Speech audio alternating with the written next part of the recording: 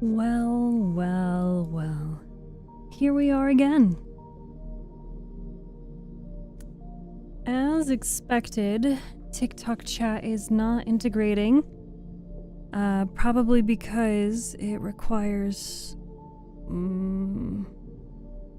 Well, you know what? No, I don't know why the TikTok chat is not working. Let's take a look at this.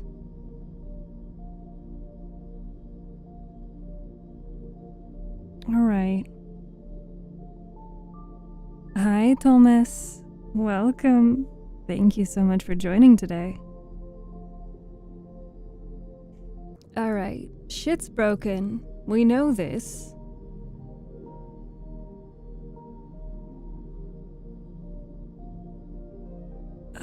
Why isn't it working? I don't know. Let's figure this out.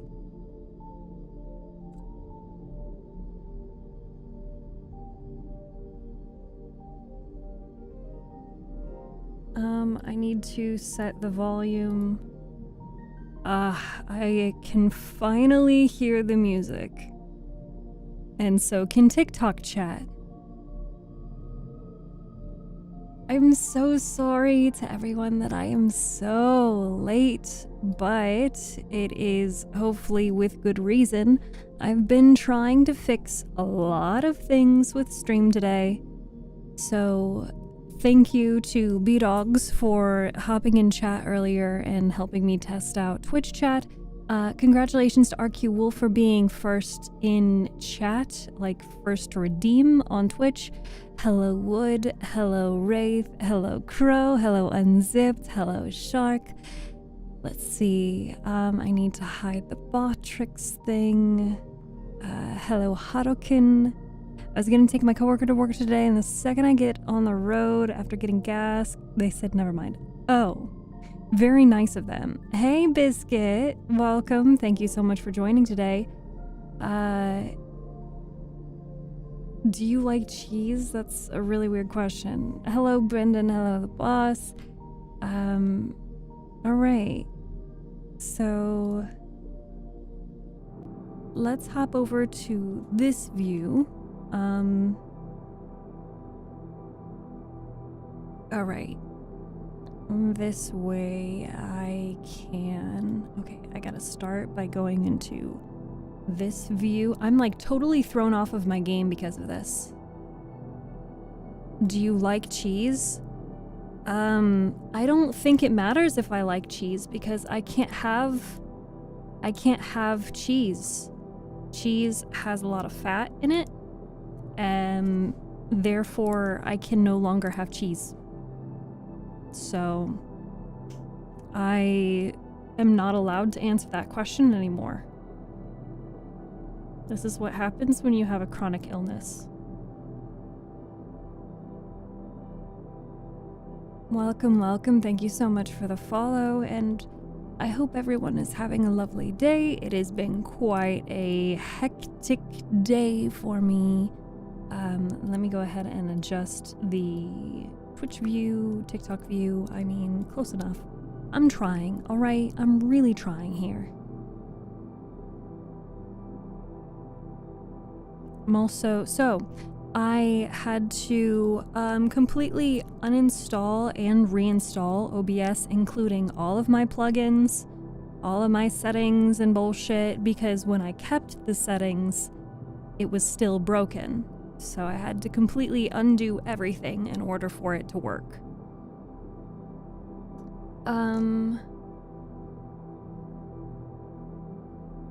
You got stream up, that's all that matters. True. Very true. Let me go ahead and fix the thing where... Oh no, I don't think I'm gonna be able to fix that. That is gonna, like, piss me off. Locked users. See, I added Botrix in here, but apparently it doesn't apply that to everything. I don't want you guys to see all of the messages from the bots.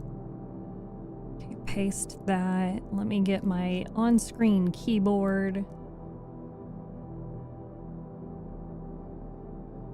And then select YouTube, add. There we go. Now it'll fix that for me, but it won't fix that for you. Hi, Kirito. Hello, Blue Wolf. Welcome back. Is there a puzzle today? Yes, there is a puzzle. I believe let's see, there's one puzzle that's 99% done. And then I do have a queue for the next puzzle ready to go.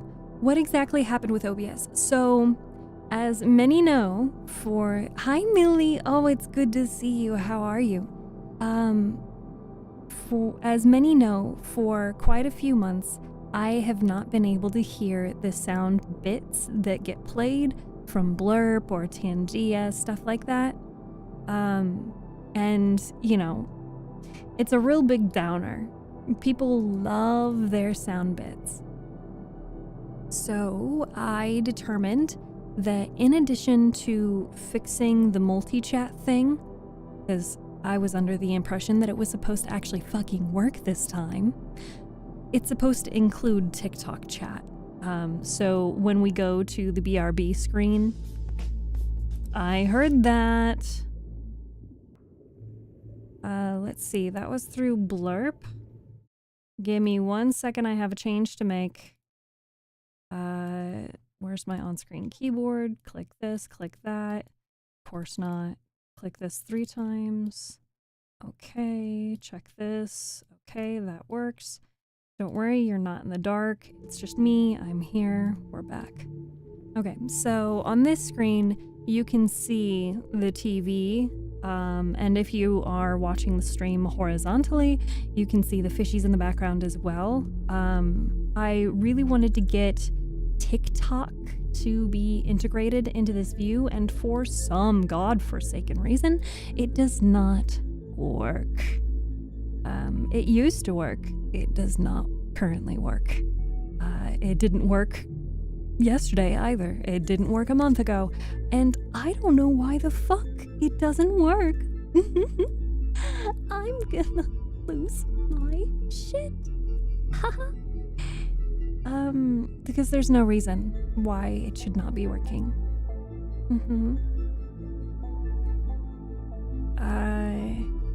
Let's see. I've also gone back through. Ooh. Oh my god, I didn't realize I could save profiles. Okay. OBS. Oh, I didn't know I could do that. It's adorable. Oh, it's traumatized. Yes, sir. Oh, it has anxiety. Oh, I have that too, yeah. You guys can always play Markiplier sound bits. Just the same way that some of you guys... Kel, thank you so much for the gift on TikTok. Thank you, thank you, thank you. Just the same way that you guys really like listening to my voice, you could always play some Markiplier sounds in my ears. That is a-okay. Yes, sir! Anytime... Alright. Anytime I hear the yes, sir, I always think of how Harukin uses that sound a lot. And I find that so funny. Kel, thank you! Thank you so much for all of the gifts. Thank you, I appreciate that. Alright, well, that's hot. That's hot. Thank you, I know I'm hot. I know I'm hot. Ooh, ooh, ooh, ooh. Anyway, the Beta 87. I hope you're doing okay. I'm alive. Yeah, I'm alive. I'm alive. I'm dead. I'm looking at you. Fuck you. I'm dead again. Who wants to guess what flavor of electrolytes I have today? Well, in my cup right now.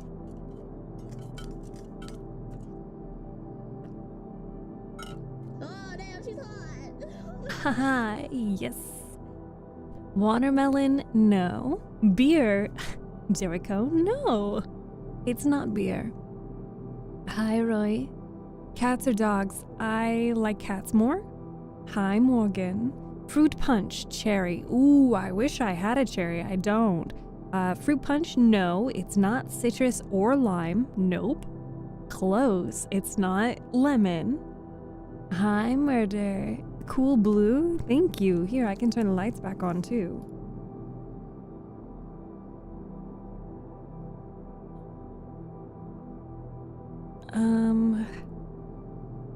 Okay, let me pull up the...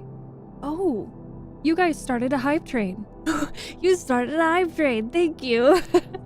Thank you, guys. Wine mixed with electrolytes? Ooh, no, that'd be a bad idea. Dragon fruit, they don't have that. Orange, I do have that, but not in my cup right now. We are close. It is a berry. I've been a good boy. I've been a good boy, please. I've been such a good boy. Don't do it. No. Hi. Why am I not surprised? Why am I not surprised that, like, chat would play that sound? Raspberry. You got it, Crow. Jericho, you guessed blueberry. No, not blueberry, not strawberry. It's raspberry. Who is ready for me to read Pride and Prejudice? Now that we are, I don't know, almost 2 hours late to stream. You're beautiful like the moon. Thank you, Jonathan. Hi, Phantom. Oh, it's good to see you. Welcome.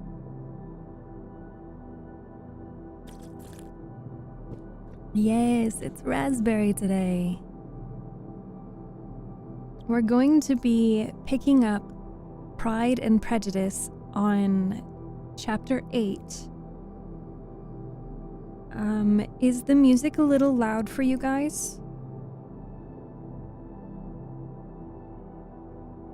It's been so long since I've been here. Yes, it has. But that's okay. You're here now. Cal, again, thank you so much. You're so kind. I appreciate that. Thank you. Yeah, let's go with the zoomed in view for now. So let's see. We are live for our new viewers, we are live on Twitch, YouTube, Kick, TikTok, and YouTube Shorts all at the same time. So if you have a different platform that you prefer, the options are there. Kiss the screen. I can't lean in that far, unfortunately. I'm also trying to juggle. My tea is in the way of my stream deck. See, this is as far as I can lean in. This is as far as I can lean in. Mwah.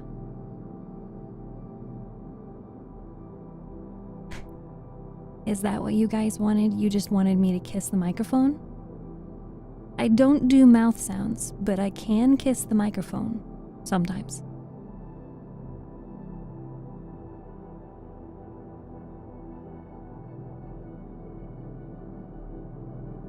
I had received a message on a YouTube video saying that my voice is too loud. Do you guys feel like that? Do you guys feel that way? Is my voice too loud? You think it's okay? Okay, I'm trying to position the camera so that we can get a decent view of the fishies. Is this zoomed in too much? Maybe. It's very quiet. I think you're trolling me. Because according to this, my microphone, I could increase it. The fish are so derpy. Yes, they're meant to be derpy. We're all a little silly.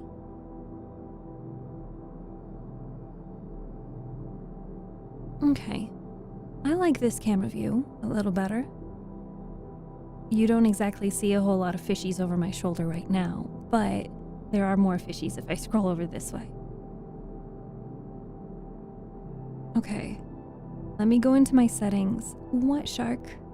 Didn't you say you were on your way to work? Your model can count? What do you mean? I have hand tracking with a webcam. So if my hands move out of the frame, then they lose hand tracking. But, you know, that's okay.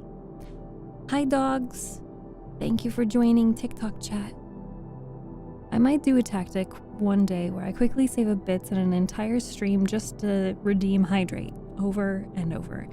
I don't know if I would notice. I mean, honestly, I'm surprised how many people don't actually redeem hydrate. Ravenger? Thank you so much for the roses on TikTok. Thank you. Also, I don't know that anyone on TikTok noticed, but we actually do subscriptions now on TikTok.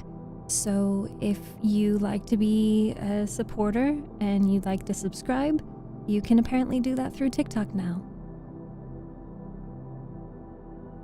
Wow.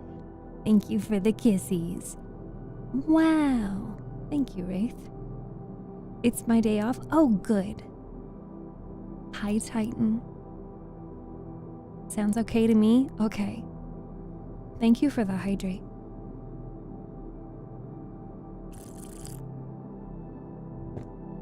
But you work tomorrow.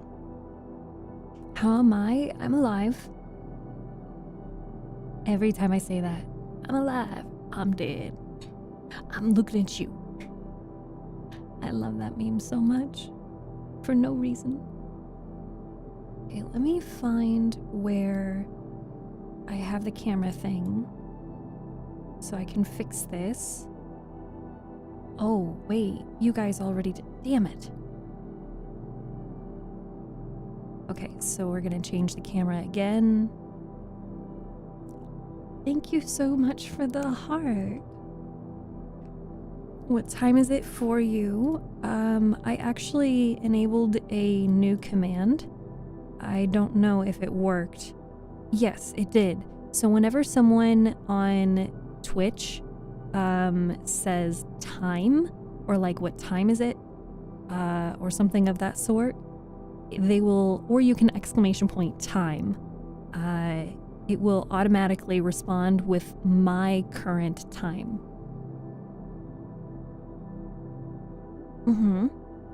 Okay, now I have to adjust the camera again. Because I want this to be a decent camera view for TikTok. Right, TikTok? You guys matter too. All right.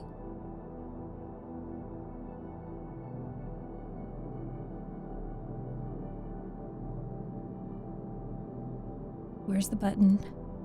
Here's the button. Sweet. So now I can get rid of that.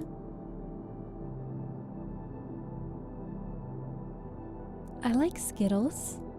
I can't have sugar anymore, though. Unfortunately. Hello, welcome. Welcome to our TikTok chatters. We did also... I also added another command called pronouns! Exclamation point pronouns.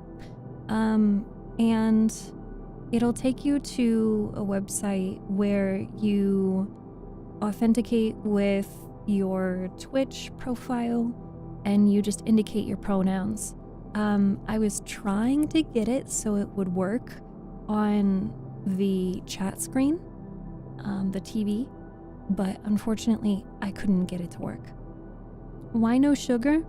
I am chronically ill, and my cardiologist told me I can only have stevia now.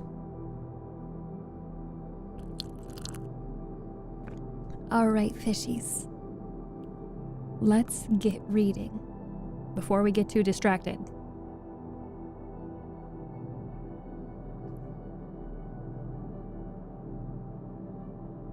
Remember,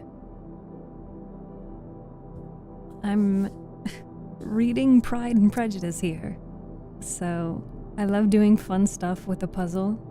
I almost fear what it is that you're doing. You guys just need to let me know when the puzzle is done, okay? So I can start the next one.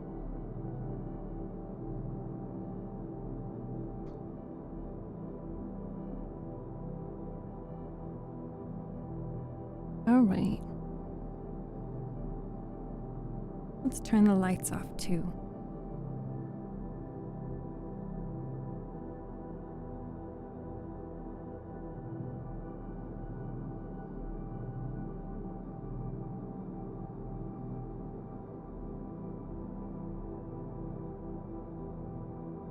Chapter 8. At 5 o'clock, the two ladies retired to dress, and at 6:30, Elizabeth was summoned to dinner. To the late... Never mind, I apparently need a minute. Blah, blah, blah, blah, blah. Blah, blah, blah, blah, blah. Blah, blah, blah. I'll get there eventually. I'm so full of nerves, you know? Maybe we can do this camera view for right now. I want to show everyone the environment. It's super cool.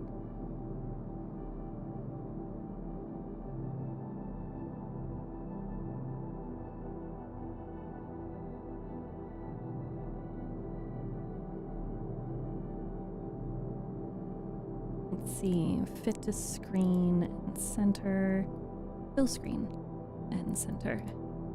And then this one, fit to screen and center. It's kind of a weird view, but if you're on TikTok, the best way to watch stream is gonna be horizontally. Fish.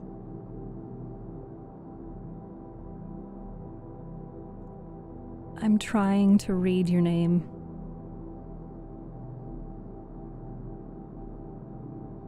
I just see mad. Like, that's it.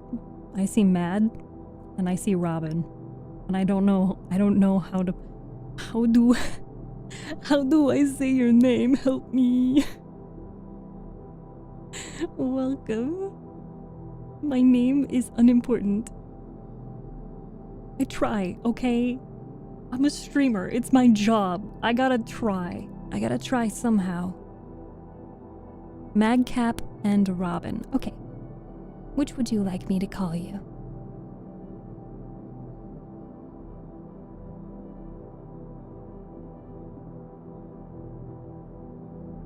I'm sorry, I'm just like trying to get my nerves under control. Madcap, please. Okay. Welcome, Madcap.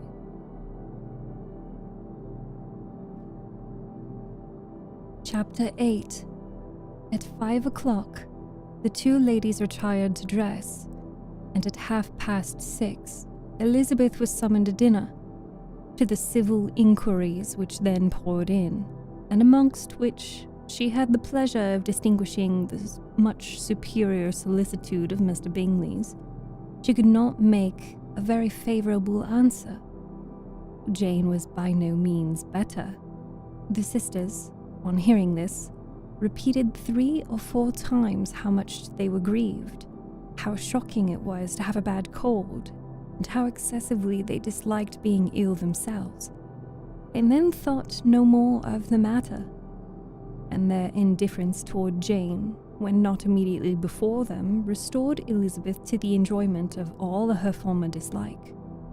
Their brother, indeed, was the only one of the party with whom she could regard with any complacency. His anxiety for Jane was evident, and his attentions to herself most pleasing, and they prevented her feeling herself so much an intruder as she believed she was considered by the others. She had very little notice from any but him. Miss Bingley was engrossed by Mr. Darcy, her sister scarcely less so, and as for Mr. Hurst, by whom Elizabeth sat, he was an indolent man who lived only to eat, drink, and play cards, who, when he found her to prefer a plain dish to a ragout, had nothing to say to her. When dinner was over, she returned directly to Jane, and Miss Bingley began abusing her as soon as she was out of the room. Her manners were pronounced to be very bad indeed, a mixture of pride and impertinence. She had no conversation, no style, no beauty. Mrs. Hurst thought the same, and added, "She has nothing, in short, to recommend her. But being an excellent walker, I shall never forget her appearance this morning. She really looked wild." "She did, indeed, Louisa. I could hardly keep my countenance. Very nonsensical to come at all. Why must she be scampering about the country because her sister had a cold? Her hair, so untidy, so blowsy. Yes, and her petticoat. I hope you saw her petticoat, 6 inches deep in mud. I am absolutely certain. And the gown which had been let down to hide it not doing its office." Your picture must be very exact, Louisa," said Bingley. "But this was all lost upon me. I thought Miss Elizabeth Bennet looked remarkably well when she came into the room this morning. Her dirty petticoat quite escaped my notice." "You observed it, Mr. Darcy, I'm sure," said Miss Bingley. "And I am inclined to think that you would not wish to see your sister make such exhibition." "Certainly not." "To walk 3 miles, or 4 miles, or 5 miles, or whatever it is, above her ankles in dirt, and alone, quite alone. What could she mean by it? It seems to me to show an abominable sort of conceited independence, a most country town indifference to decorum." It shows an affection for her sister that is very pleasing," said Mr. Bingley. "I'm afraid, Mr. Darcy," observed Miss Bingley in a half-whisper, "that this adventure has rather affected your admiration of her fine eyes." "I have excessive regard for Miss Jane Bennet. She is really—" Wrong voice. I skipped ahead. "Not at all," he replied. "They were brightened by exercise." A short pause followed this speech, and Mrs. Hurst began again. "I have an excessive regard for Miss Jane Bennet. She is really very a sweet girl, and I wish with all my heart she were well settled. But with such a father and mother and such low connections, I'm afraid there is no chance of it." "I think I have heard you say that their uncle is an attorney in Meryton." "Yes, and they have another, who lives somewhere near Cheapside." "That is the capital," added her sister, and they both laughed heartily. "If they had uncles enough to fill all Cheapside," cried Bingley, "it would not make them one jot less agreeable." "But it must very materially lessen their chance of marrying men of any consideration in the world," replied Darcy. To this speech, Bingley made no answer, but his sisters gave it their hearty assent, and indulged their mirth for some time at the expense of their dear friend's vulgar relations. With a renewal of tenderness, however, they returned to her room on leaving the dining parlor, and sat with her till summoned to coffee. She was still very poorly, and Elizabeth would not quit her at all till late in the evening, when she had the comfort of seeing her sleep, and when it seemed to her rather right than pleasant that she go downstairs herself. On entering the drawing room, she found the whole party at loo, and was immediately invited to join them, but suspecting them to be playing high, she declined it, and making her sister the excuse, said she would amuse herself for the short time she could stay below with a book. Mr. Hurst looked at her with astonishment. "You prefer reading to cards?" said he. That is rather single."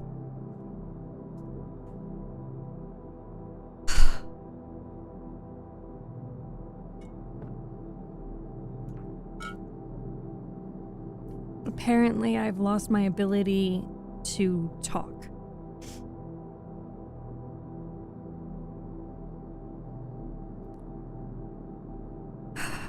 Okay.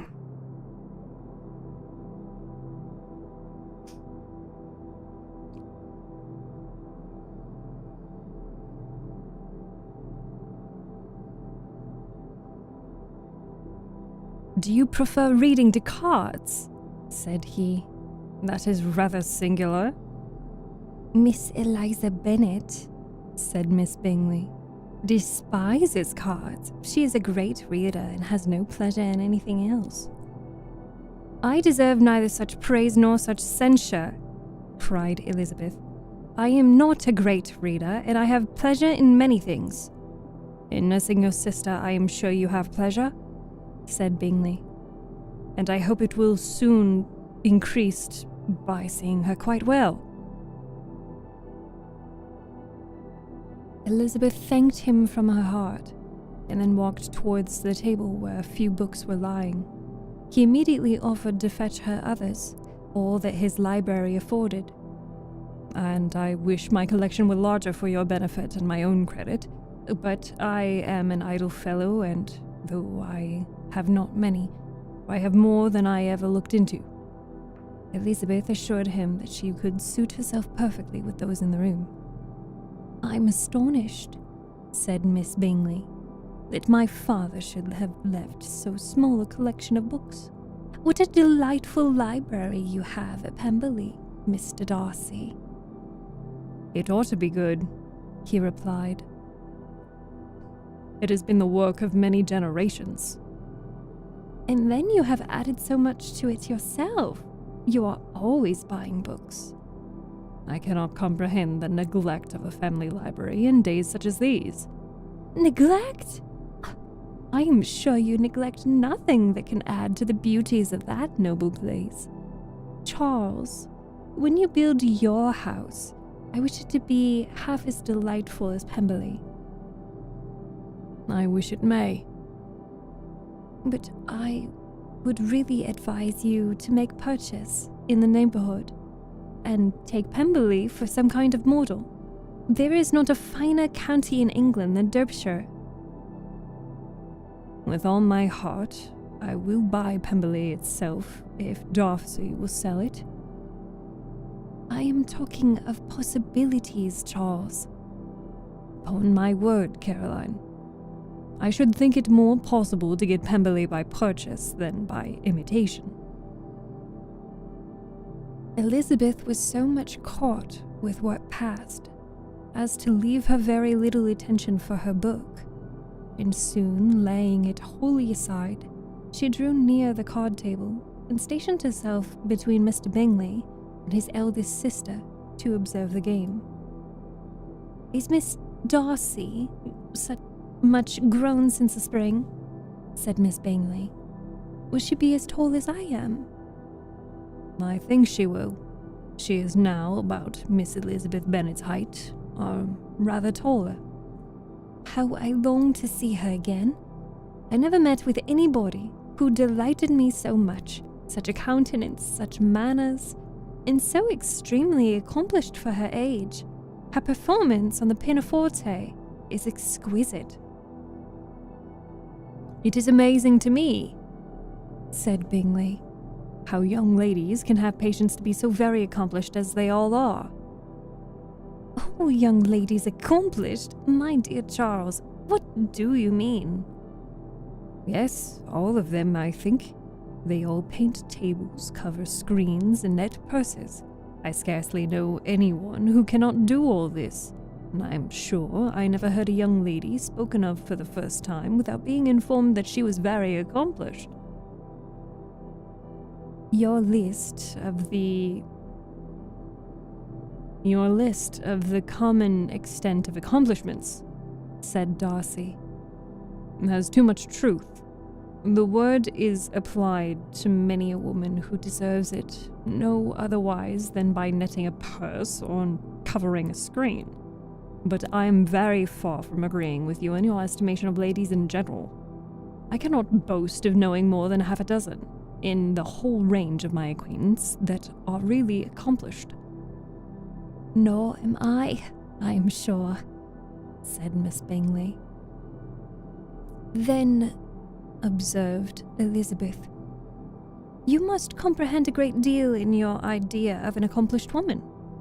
Yes, I do comprehend a great deal in it. Oh, certainly, cried his faithful assistant.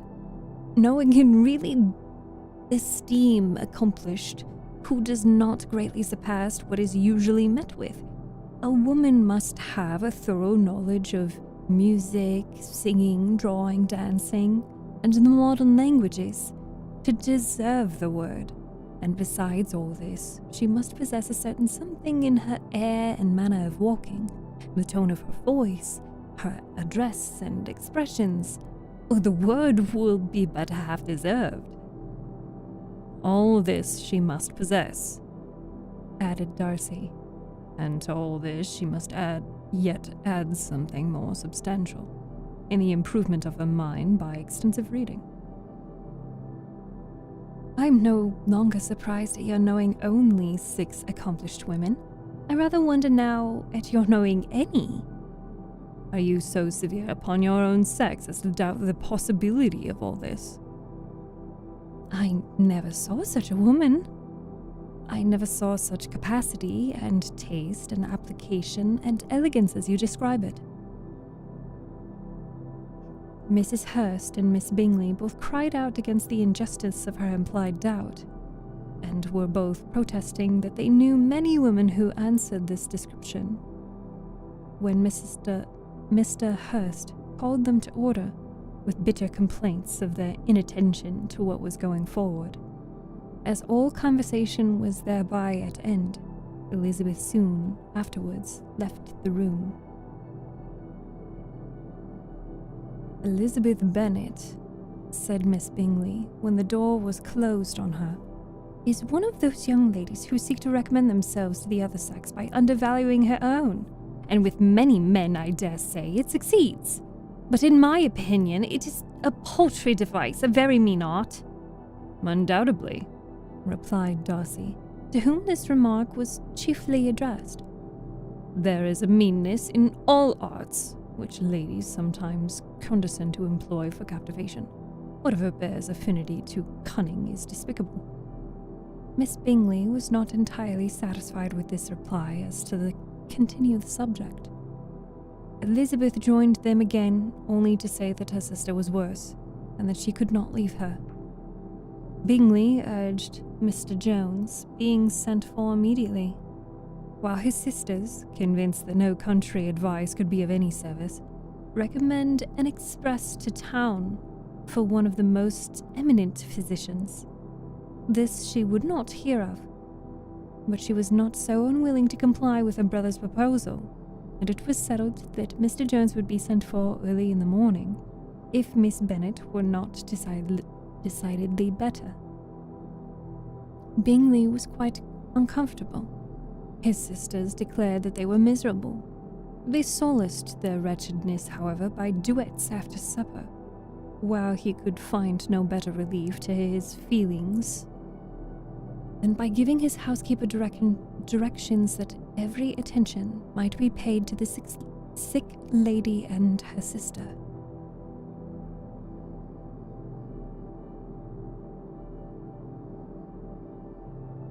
Oh my god. How am I struggling so much with reading right now? Like, how am I doing this bad?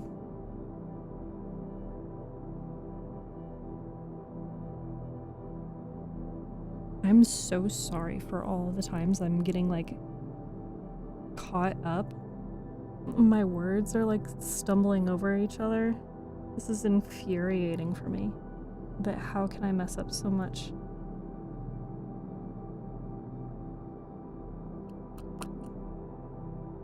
Why is there fish? There's fish because the viewers, the chatters on Twitch and YouTube, they get a little fishy in the background whenever they send a message in chat.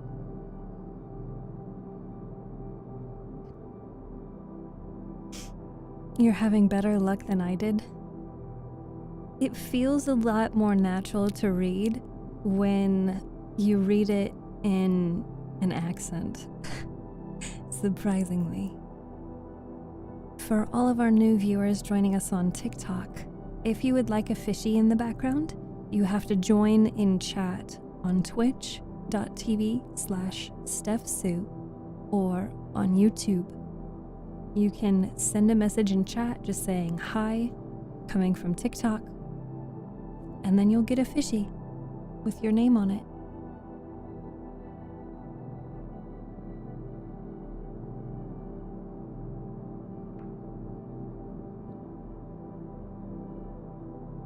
Okay, we'll switch to this camera for a little bit. There you go. So now you've got a fishy back there. Please elaborate why I should do that. Do you want a fish or not? That's it. That's literally it.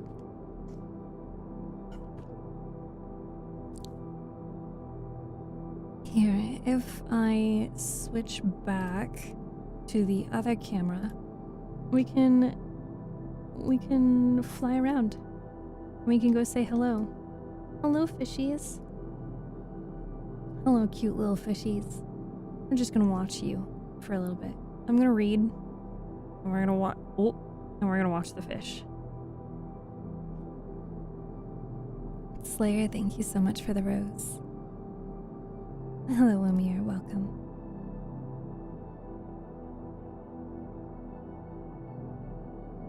Ooh, my neck. Hi, Dova. You're late. Oh, no, I'm late. Are you kidding?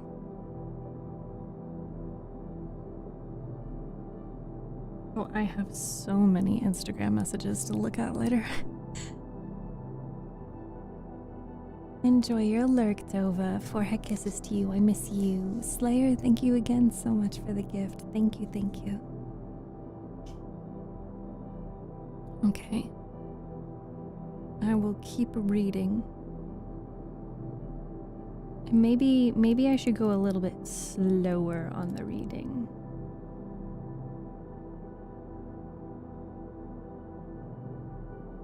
I don't know what kind of salad that is. I don't know either. Migrated from TikTok. Thank you so much. Thank you, thank you. And Dova actually has 2 fishies now because you can get a fish on both Twitch and YouTube. So if you want a fishy, 2 fishies, you can get 2 fishies.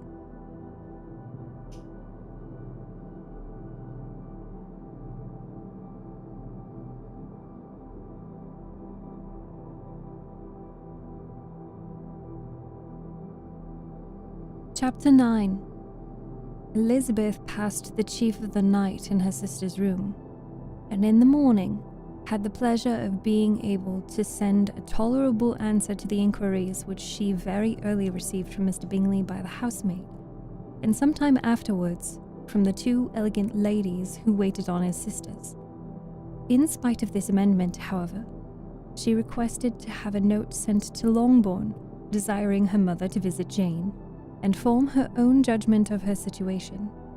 The note was immediately dispatched, and its contents as quickly complied with. Mrs. Bennet, accompanied by her 2 youngest girls, reached Netherfield soon after the family breakfast. Had she found Jane in any apparent danger, Mrs. Bennet would have been very miserable. But, not being satisfied on seeing her that her illness was not alarming, she had no wish of her recovering immediately, as her restoration to health would probably remove her from Netherfield. She would not listen, therefore, to her daughter's proposal of being carried home. Neither did the apothecary, who arrived about the same time, think it was at all advisable. After sitting a little while with Jane, on Miss Bingley's appearance and invitation, the mother and 3 daughters all attended her into the breakfast parlour. Bingley met them with hopes that Mrs. Bennet had not found Miss Bennet worse than she had expected. "Indeed I have, sir," was her answer. "She is a great deal too ill to be moved. Mr. Jones says we must not think of moving her. We must trespass a little while longer on your kindness." "Removed?" cried Bingley. "It must not be thought of. My sister, I am sure, will not hear of her removal." "You may depend upon it, madam," said Miss Bingley, with cold civility, "that Miss Bennet will receive every possible attention while she remains with us." Mrs. Bennet was profuse in her acknowledgments. "I am sure," she added, "if it is not for such good friends, I do not know what would become of her, for she is very ill indeed, and suffers a great vast deal, though with the greatest patience in the world, which is always the way for her, for she has, without exception, the sweetest temper I have ever met with. I often tell my other girls that they are nothing compared to her. You have a sweet room here, Mr. Bingley, and a very charming prospect over the gravel walk. I do not know a place in the country that is equal to Netherfield. You will not think of quitting it in a hurry, I hope, though you have but a short lease." "Whatever I do is done in a hurry," replied he, "and therefore, if I should resolve to quit Netherfield, I should probably be off in 5 minutes. At present, however, I consider myself quite fixed here." "That is exactly what I should have supposed of you," said Elizabeth. "You begin to comprehend me, do you?" cried he, turning towards her. "Oh, yes, I understand you perfectly." "I wish I might take this for a compliment, but to be so easily seen through, I'm afraid it is pitiful." "That is as it happens. It does not follow that a deep, intricate character is more or less estimable than such a one as yours." "Lizzie," cried her mother, "remember where you are and do not run on in a wild manner you are suffered to do at home." "I did not know before," continued Bingley immediately, "that you were studier of character. It must be an amusing study." "Yes, but intricate characters are the most amusing. They have at least that advantage." "The country," said Darcy, "can in general supply but a few subjects for such a study. In a country neighborhood you move in a very confined and unvarying society." "But people themselves alter so much that there is something new to be observed in them forever." "Yes, indeed," cried Miss Bennet, offended by his manner of mentioning a country neighborhood. "I assure you there is quite much of that going on in the country as in town." Everybody was surprised, and Darcy, after looking at her for a moment, turned silently away. Mrs. Bennet, who fancied she had gained a complete victory over him, continued in her triumph. "I cannot see that London has any great advantage over the country. For my part, except the shops and public places, the country is a vast deal pleasanter, is it not, Mr. Bingley?" "When I am in the country," he replied, "I never wish to leave it. When I'm in town, it is pretty much the same. They have each their advantages, and I can be equally happy in either. Aye, that is because you have the right disposition. But that gentleman, looking at Darcy. Wrong voice.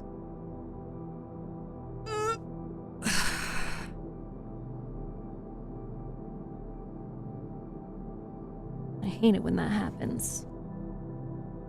It's making it harder for me to edit the fucking video, man. Okay.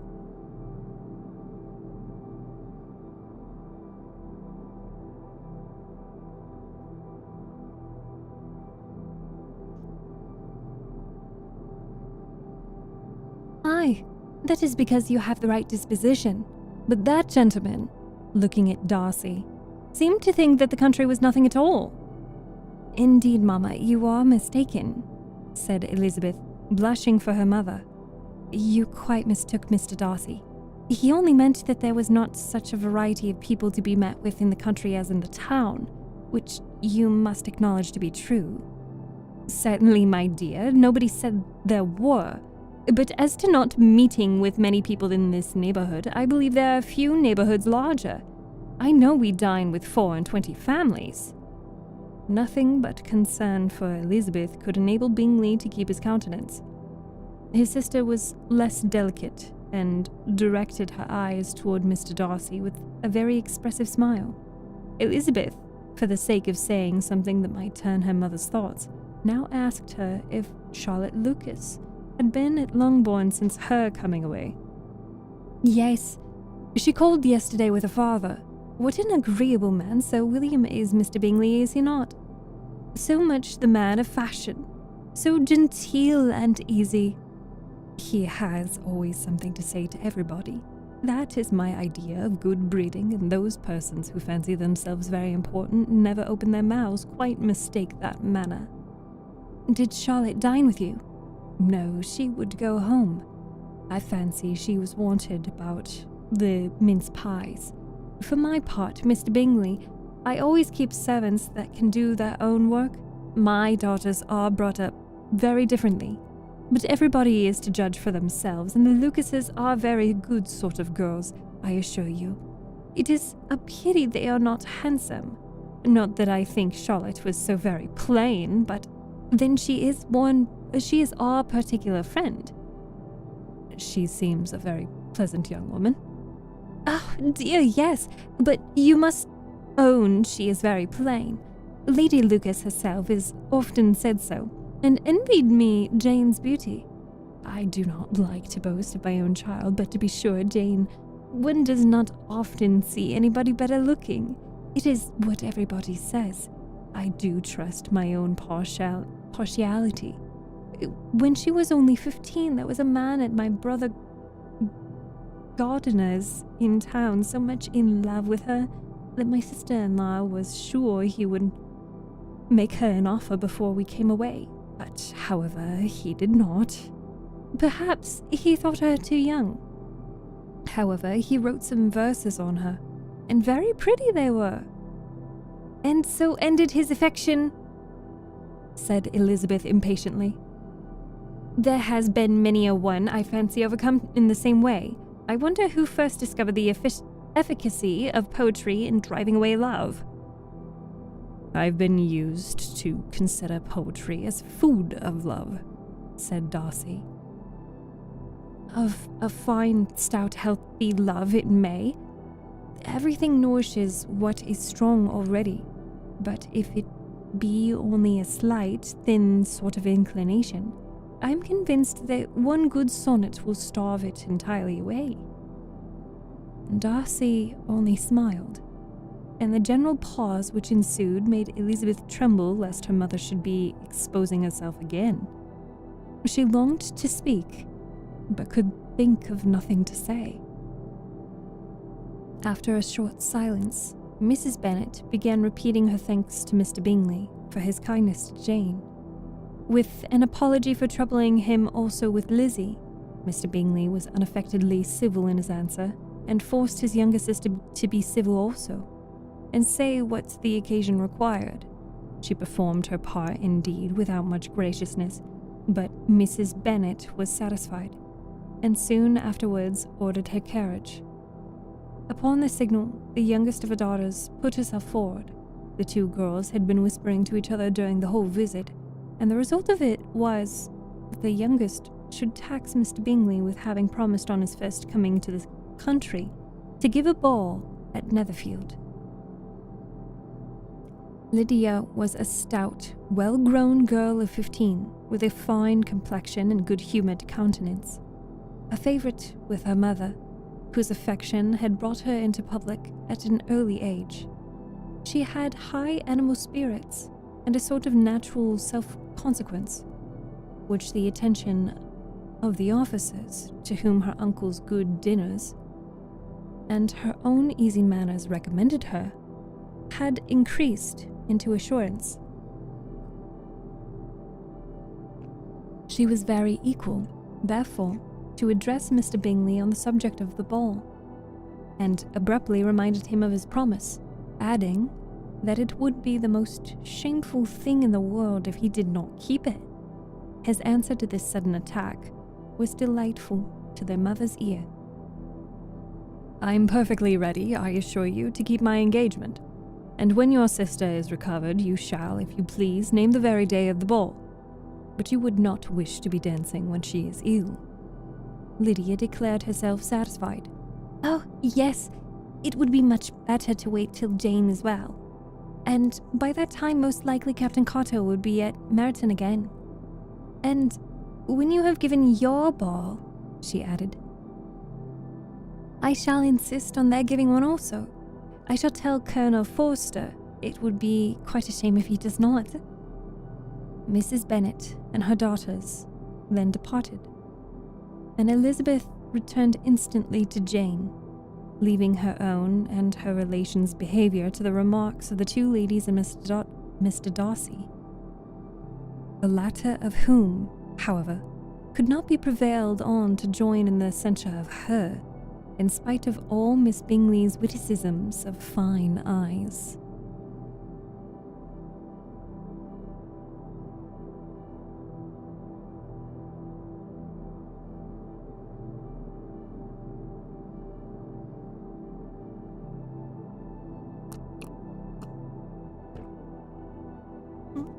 I guess I need to drink more water.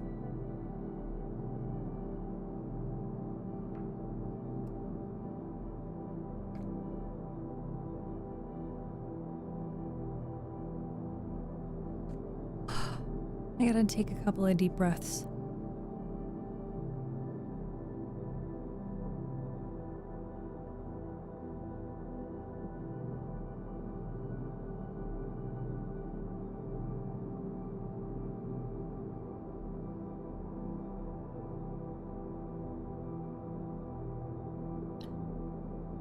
Let's look at the fishies again.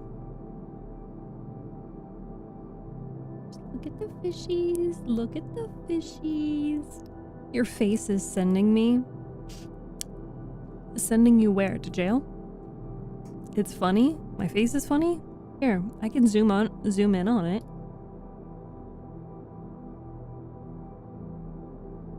My face is funny?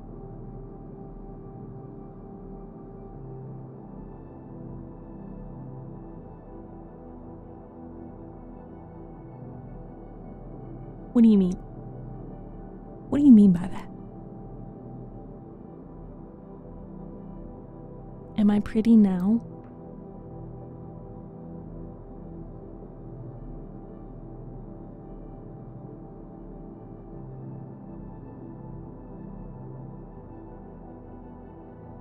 Is this close enough for me to read a book to you? That's hot. That's hot. Thank you. Thank you for that. I like your face.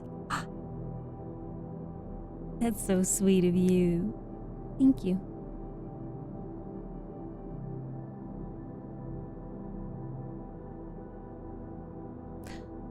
Thambert redeemed an ara ara. So if you don't want to hear me say ara ara, just mute the stream, I guess.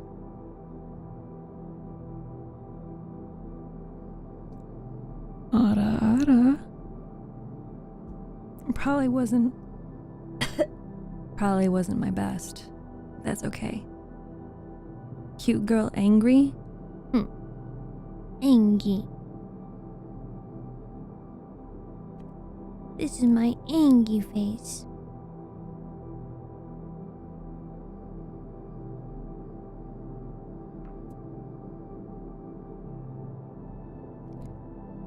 I'm smiley most of the time anyway.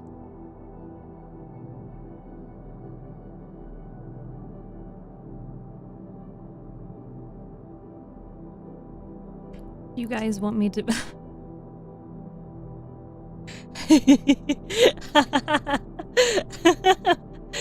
Okay. Why you mad? Me? I would never.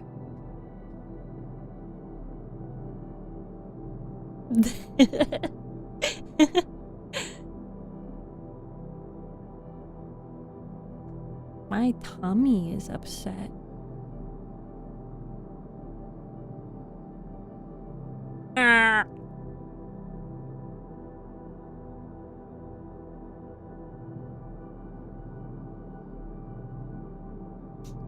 Guys, the ceiling looks really good today.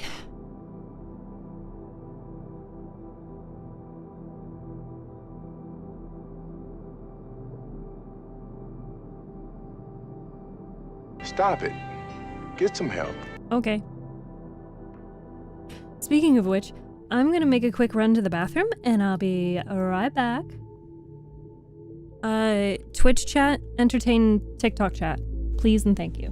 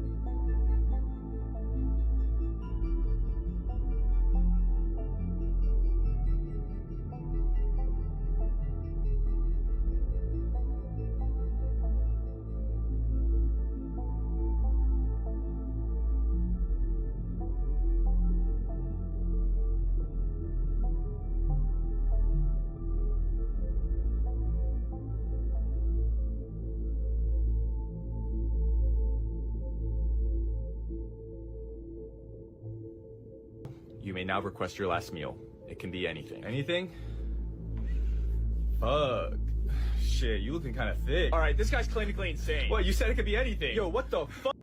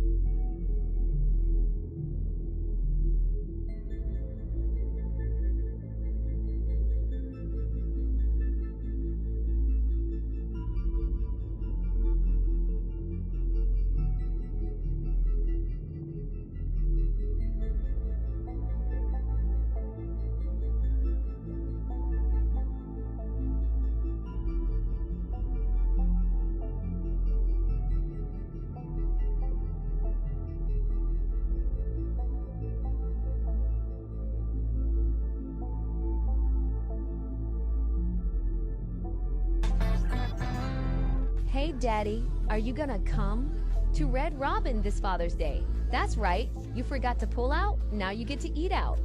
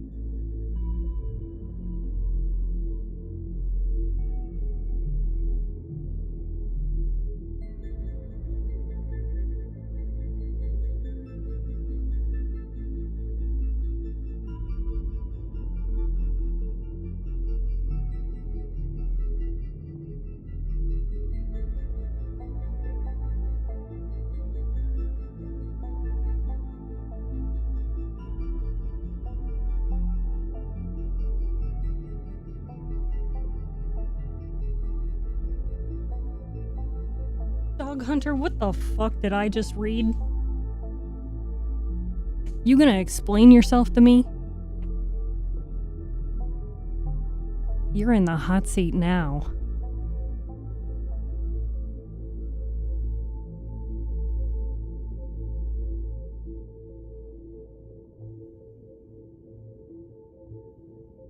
Why are you getting... Why is Twitch chat getting freaky? What? Who's getting freaky? Hi, Cool Bean. I like your face. Me? Which face? I have many. Oh. Oh, okay. Never mind then.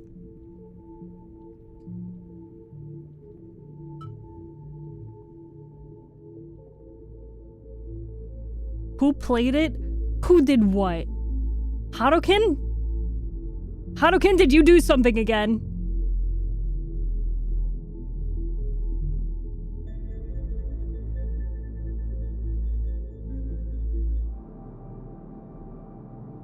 Harukin?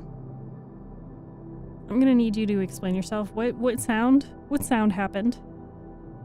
I ride some... What? Why is chat getting freaky? I have ridden horses. Okay. He did explain yourself. Harukin says I ride. I'm glad that I'm so glad that you guys elaborate what it is that you're riding.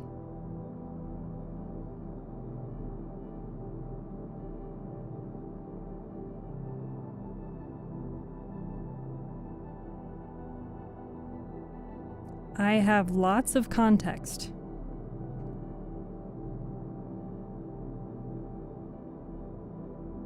Hi, J-Dog. I missed some things.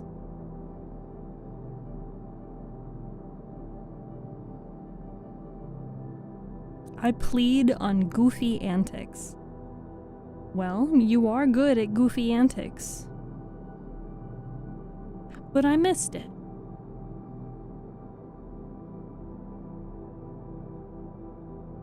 I guess I'll have to catch up on it when I edit this video. Oh yeah, no, Jill's like, I know. I know that you asked who here rides motorbikes, but it was still funny without context.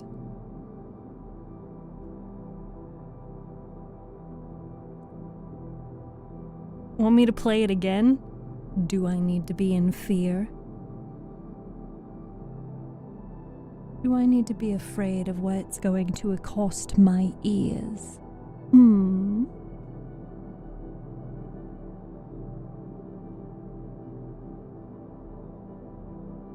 All my ears go. You missed the freak off?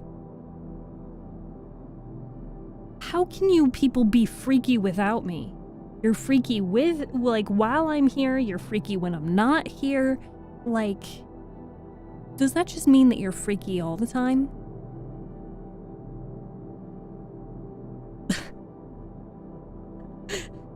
Nice. Nice dogs. Nice.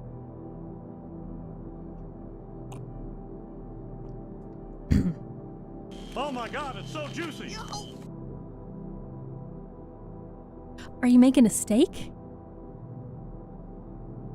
Is that what we're talking about? We're talking about a steak?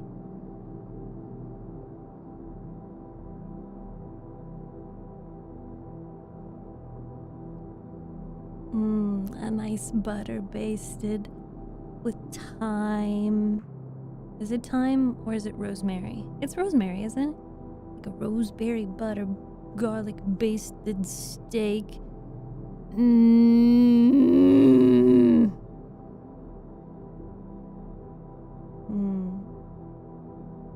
Yeah. Anyway, I'm gonna read. That's what you guys are here for. walk in here and Steph is making noises. I make other noises too. You just talking with this music, I'm falling asleep? Yes! That's why I stream. Why is all of chat freaky?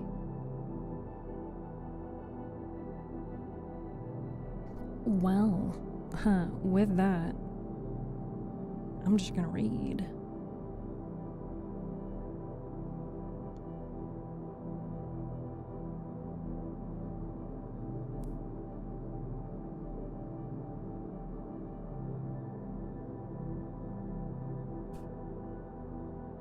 Haven't had a steak in so long. My mama made a steak when she came to visit. It was a very delightful steak. Also, none of you motherfuckers said that the puzzle was done. Is the puzzle done or not? Do you want a new puzzle? Like, say it with your chest. Do you want a puzzle or not? You got 3 seconds to respond.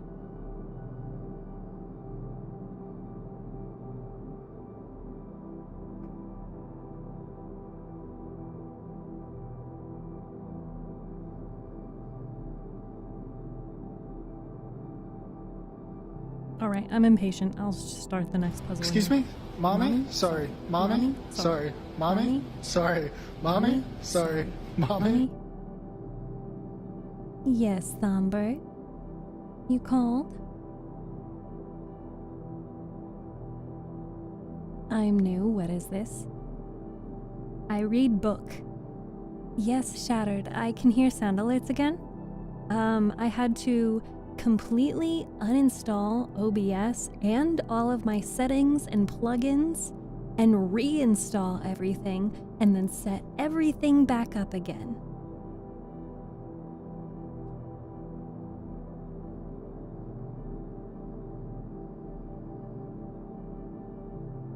I had a lot of fun.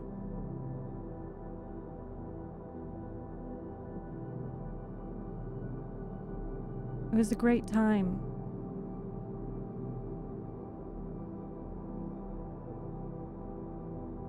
It didn't take me hours to do. I didn't pull my hair out at all. Anyway, let's read.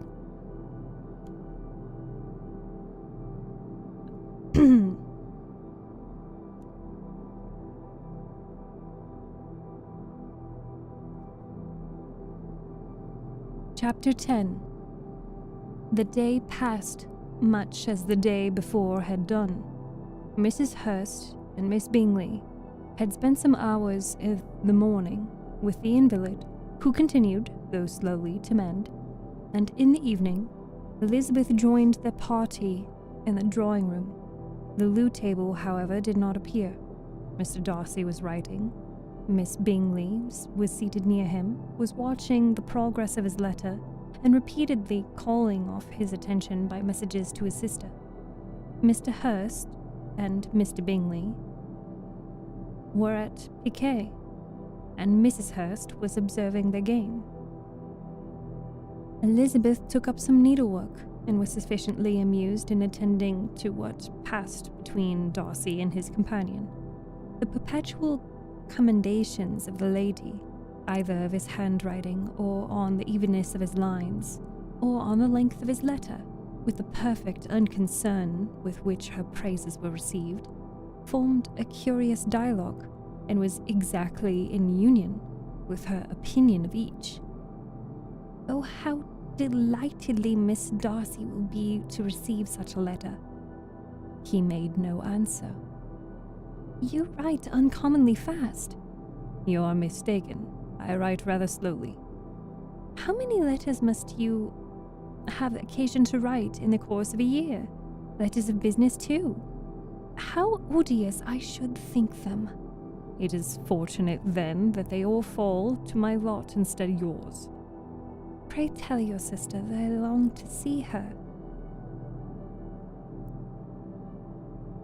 I've already told her once so, by your desire. I'm afraid you do not like your pen.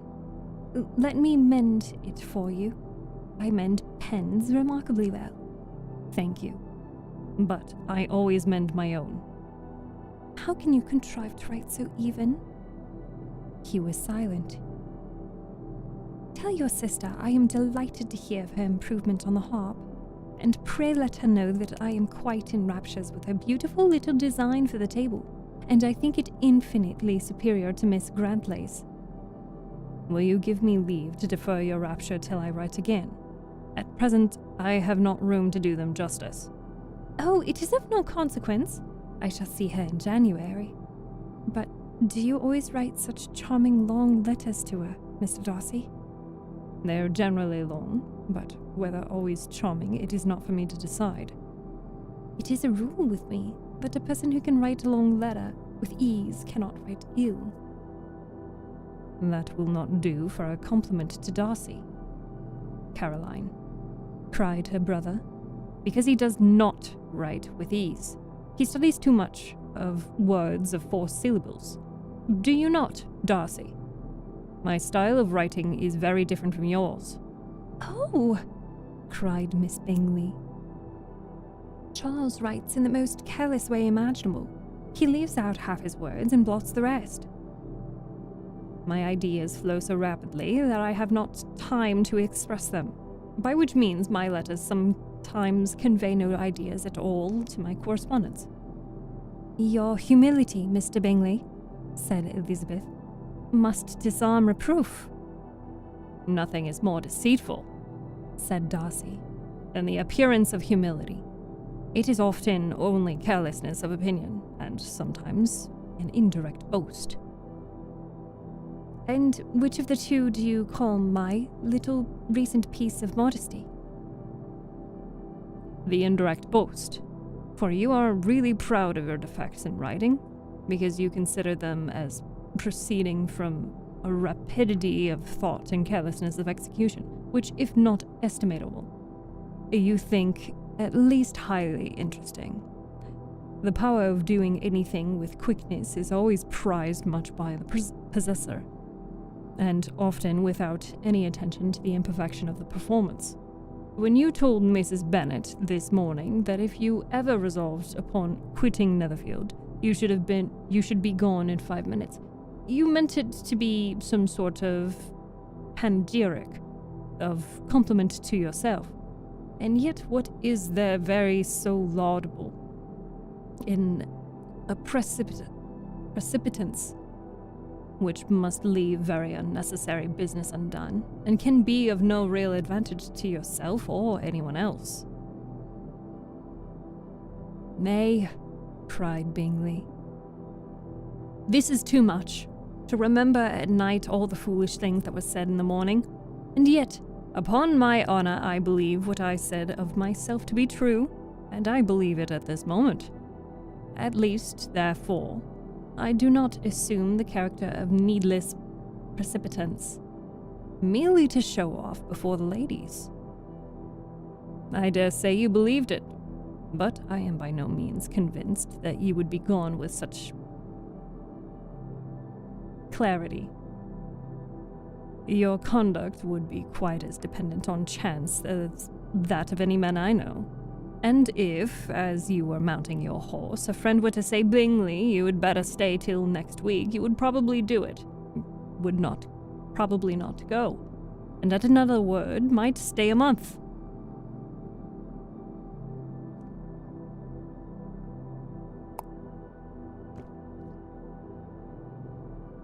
You have only proved by this, cried Elizabeth, that Mr. Bingley did not do justice to his own disposition. You have shown him off now much more than he did himself. I am exceedingly gratified, said Bingley, by your converting what my friend says into a compliment on the sweetness of my temper, but I am afraid you are giving it a turn which that gentleman did by no means intend, for he would certainly think better of me if under a circumstance I were to give a flat denial, and ride off as fast as I could. Would Mr. Darcy then consider the rashness of your original intentions as atoned for by your obstinacy in adhering to it? Upon my word, I cannot exactly explain the matter. Darcy must speak for himself. You expect me to account for opinions which you choose to call mine, and which I have never acknowledged. Allowing the case, however, to stand according to your representation, you must remember, Miss Bennet, that the friend who is supposed to desire his return to the house, and the delay of his plan, has merely desired it, asked it without offering one argument in favor of its propriety. To yield readily, easily, to the persuasion of a friend is no merit with you. To yield without conviction is no compliment to the understanding of either. You appear to me, Mr. Darcy, to allow nothing for the influence of friendship and affection. A regard for the requester would often make one ready to yield to a request, without waiting for arguments to reason one into it. I am not particularly speaking of such a case as you've supposed about Mr. Bingley. We may as well wait, perhaps, till the circumstance occurs before we discuss the discretion of his behavior thereupon. But in general and ordinary cases between friend and friend, where of them is desired by the other to change a resolution of no very great moment, should you think ill of that person for complying with the desire without waiting to be argued into it? Will it not be advisable, before we proceed on the subject, to arrange with rather more precision the degree of importance which is to ascertain to this request, as well as the degree of intimacy subsisting between parties? By all means, cried Bingley. Let us hear the particulars, not forgetting their comparative height and size, for that will have more weight in the argument, Miss Bennet, than you may be aware of. I assure you that if Darcy were not such a great tall fellow in comparison with myself, I should not pay him half so much deference. I declare I do not know a more awful object than Darcy. On particular occasions, and in particular places, at his own house especially, and of a Sunday evening when he has nothing to do. Mr. Darcy smiled, but Elizabeth thought she could perceive that he was rather offended, and therefore checked her laugh. Miss Bingley warmly resented the indignity he had received. In an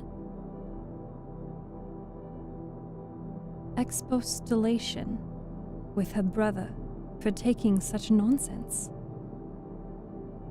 I see your design, Bingley, said his friend. You dislike an argument and want to silence this. Perhaps I do. Arguments are too much like disputes. If you and Miss Bennet will defer yours till I am out of the room, I shall be very thankful, and then you may say whatever you like of me. What you ask, said Elizabeth, is no sacrifice on my side, and Mr. Darcy had much better finish his letter.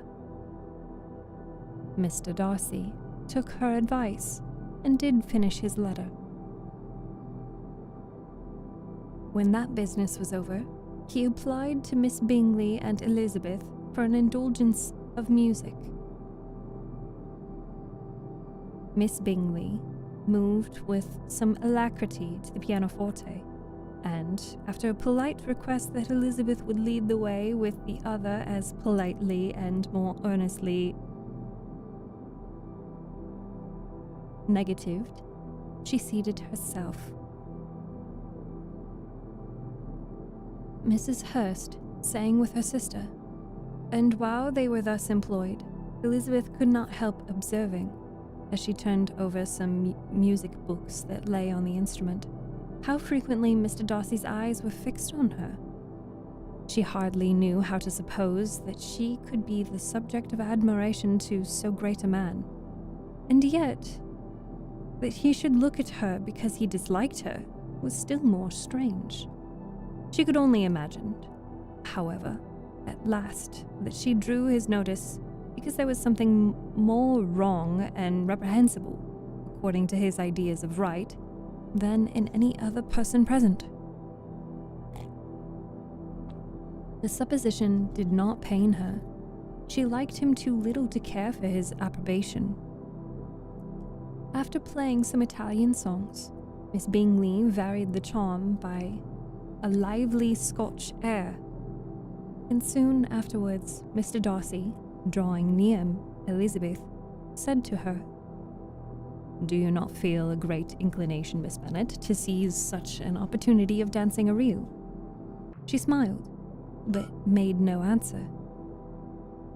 He repeated the question, with some surprise at her silence. "Oh," she said, "I heard you before, but I could not immediately determine what to say in reply.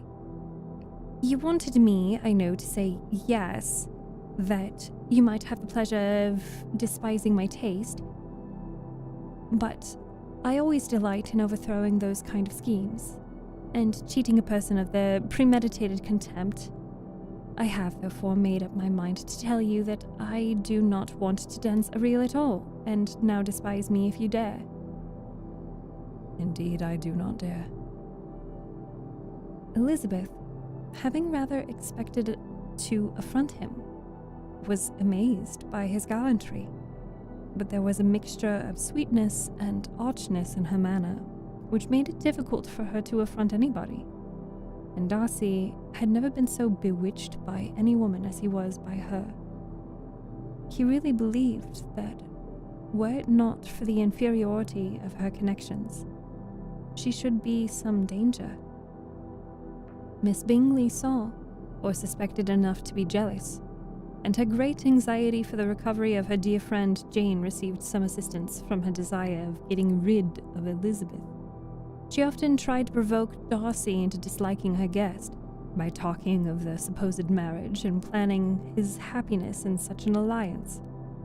"I hope," said she, as they were walking together in the shrubbery the next day, "you will give your mother-in-law a few hints, when this desirable event takes place, as to the advantage of holding her tongue, and if you can compass it, do cure the younger girls of running after officers, and, if I may mention so delicate a subject, endeavor to check that little something bordering on conceit and impertinence which your lady possesses."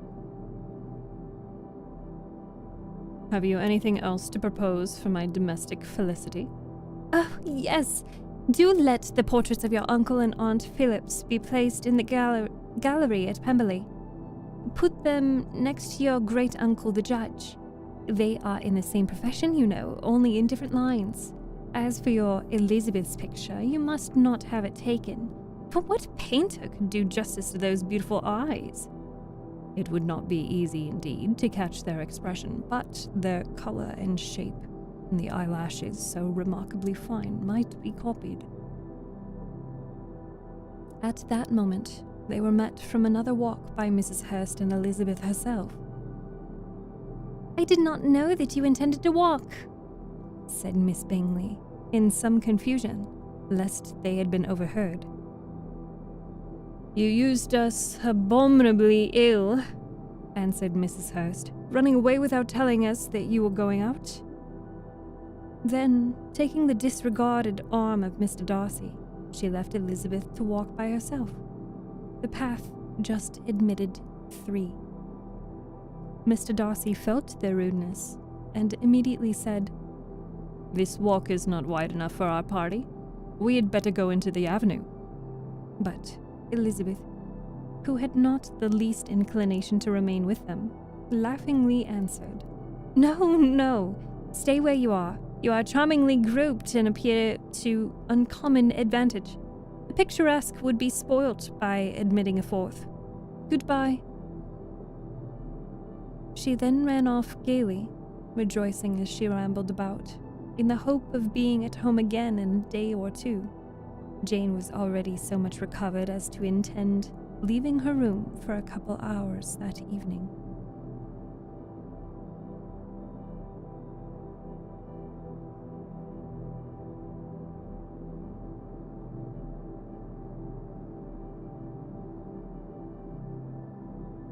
Chapter 11. When the ladies removed after dinner, Elizabeth ran up to her sister, and seeing her well guarded from cold, attended her into the drawing room, where she was welcomed by her two friends with many professions of pleasure, and Elizabeth had never seen them so agreeable as they were during the hour which passed before the gentlemen appeared. The powers of conversation were considerable. They could describe an entertainment with accuracy, relate an anecdote with humor, and laugh at their acquaintance with spirit. But when the gentlemen entered, Jane was no longer the first object. Miss Bingley's eyes were instantly turned toward Darcy, and she had something to say to him before he had advanced many steps. He addressed himself to Miss Bennet with a polite congratulation. Mr. Hurst also made her a slight bow, and said he was very glad, but diffuseness and warmth remained for Bingley's salutation.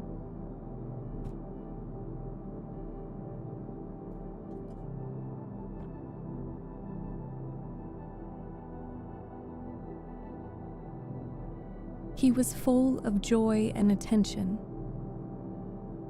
The first half hour was spent in piling up the fire lest she should suffer from the change of room, and she removed at his desire to the other side of the fireplace, that she might be further from the door. He then sat down by her and talked scarcely to anyone else. Elizabeth, at work in the opposite corner, saw it all with great delight. When tea was over, Mr. Hurst reminded his sister-in-law of the card table, but in vain. She had obtained private intelligence that Mr. Darcy did not wish for cards, and Mr. Hurst soon found even his open petition rejected. She assured him that no one intended to play, and the silence of the whole party on the subject seemed to justify her. Mr. Hurst had therefore nothing to do but to stretch himself on one of the sofas and go to sleep. Darcy took up a book. Miss Bingley did the same, and Mrs. Hurst, principally occupied in playing with her bracelets and rings, joined now and then in her brother's conversation with Miss Bennet. Miss Bingley's attention was quite as much engaged in watching Mr. Darcy's progress through his book as in reading her own, and she was perpetually either making some inquiry or looking at his page. She could not win him, however, to any conversation. He merely answered her question and read on. At length, quite exhausted by the attempt to be amused by her own book, which she had only chosen because it was the second volume of his, she gave a great yawn and said, "How pleasant it is to spend an evening in this way. I declare, after all, there is no enjoyment in reading. How much sooner one tires of anything more than a book. When I have a house of my own, I shall be miserable if I have not an excellent library." No one made any reply. She then yawned again, threw aside her book, and cast her eyes round the room in quest for some amusement. When hearing her brother mentioning a ball to Miss Bennet, she turned suddenly toward him and said, "By the by, Charles, are you really serious in meditating a dance at Netherfield? I would advise you, before you determine on it, to consult the wishes of the present party. I am much mistaken if there are not some among us whom a ball would rather a punishment than a pleasure." "If you mean Darcy," cried her brother, "he may go to bed, if he chooses, before it begins, but as for the ball, it is quite a settled thing, and as soon as Nichols has made white soup enough, I shall send round my cards." "I should like balls infinitely better," she replied, "if they were carried on in a different manner. But there is something insufferably tedious in the usual proceeds of the meeting. It would surely be much more rational if conversation instead of dancing were made the order of the day." "Much more rational, my dear Caroline, I dare say, but it would not be near so much like a ball." Miss Bingley made no answer, and soon afterwards she got up and walked about the room. Her figure was elegant, and she walked well, but Darcy, at whom it was all aimed, was still inflexibly studious. In the desperation of her feelings, she resolved on one effort more, and turning to Elizabeth, said, Miss Eliza Bennet, let me persuade you to follow my example. Take a turn about the room. I assure you it is very refreshing after sitting so long in one attitude.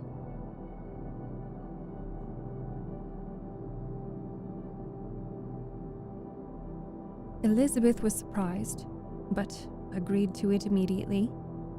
Miss Bingley succeeded no less in the real object of her civility. Mr. Darcy looked up. He was as much awake to the novelty of attention in that quarter as Elizabeth herself could be, and unconsciously closed his book.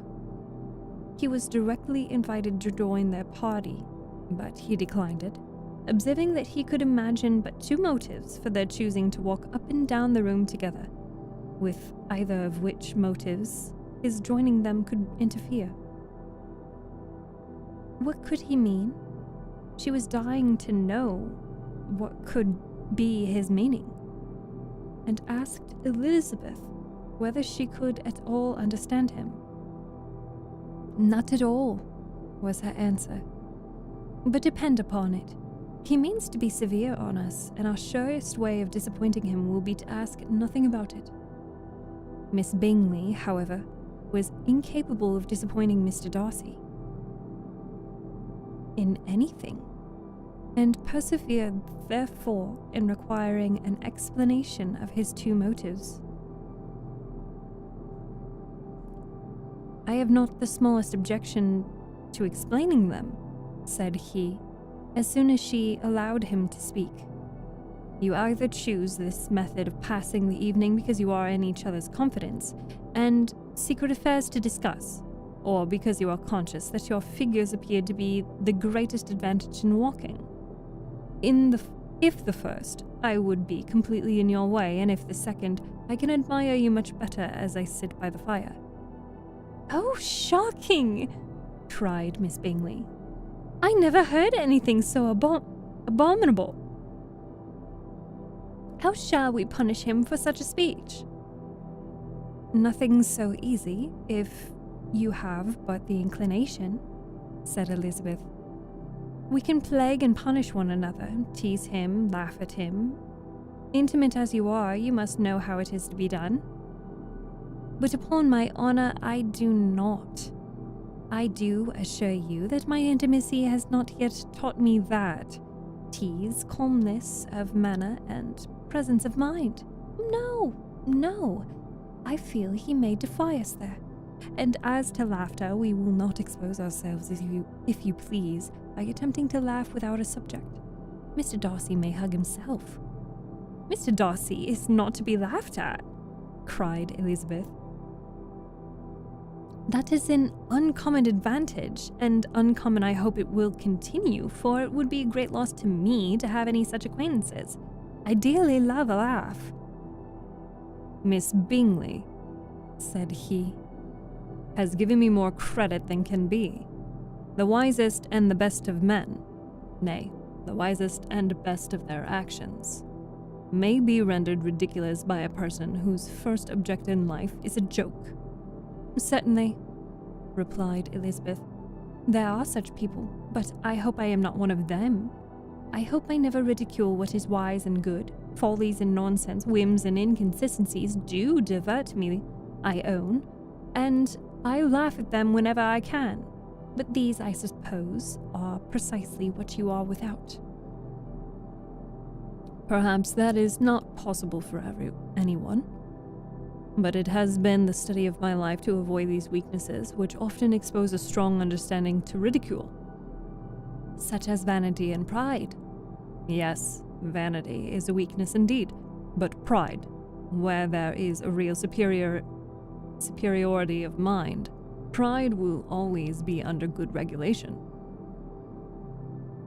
Elizabeth turned away to hide a smile. "Your examination of Mr. Darcy is over, I presume?" said Miss Bingley. "And pray, what is the result?" "I am perfectly convinced by it that Mr. Darcy has no defect. He owns it himself without disguise." "No," said Darcy. "I have made no such pretension. I have faults enough, but they are not, I hope, of understanding. My temper I dare not vouch for. It is, I believe, too little yielding. Certainly too little for the convenience of the world.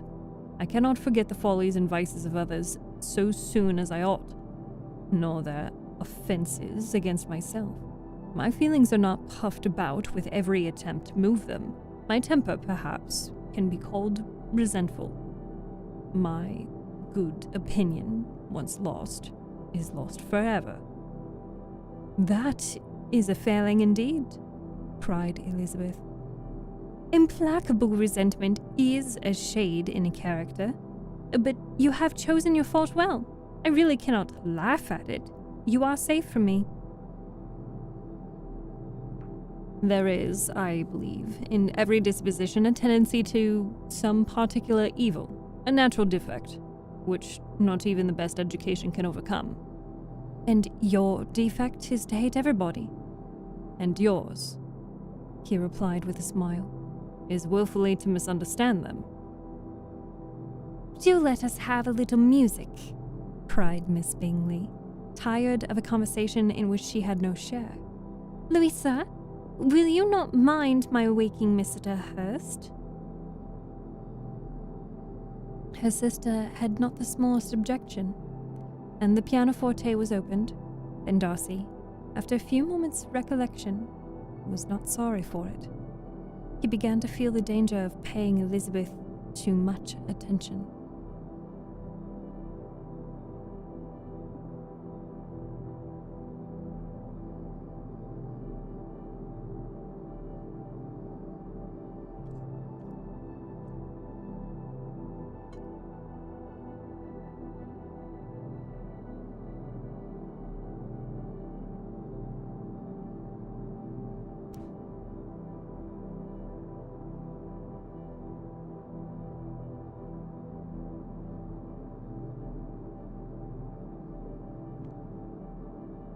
In consequence of an agreement between the sisters, Elizabeth wrote the next morning to the mother to beg that the carriage might be sent for them in the course of the day.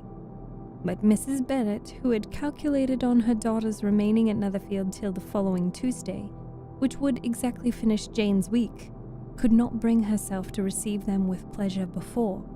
Her answer, therefore, was not propitious, at least not to Elizabeth's wishes, for she was impatient to get home. Mrs. Bennet sent them word that they could not possibly have the carriage before Tuesday, and in her postscript it was added that if Mr. Bingley and his sisters, pressed them to stay longer, she could spare them very well. Against staying longer, however, Elizabeth was positively resolved, nor did she expect it would be asked, and fearful, on the contrary, as being considered as intruding themselves needlessly long, she urged Jane to borrow Mr. Bingley's carriage immediately, and at length it was settled that their original design of leaving Netherfield that morning should be mentioned, and the request made.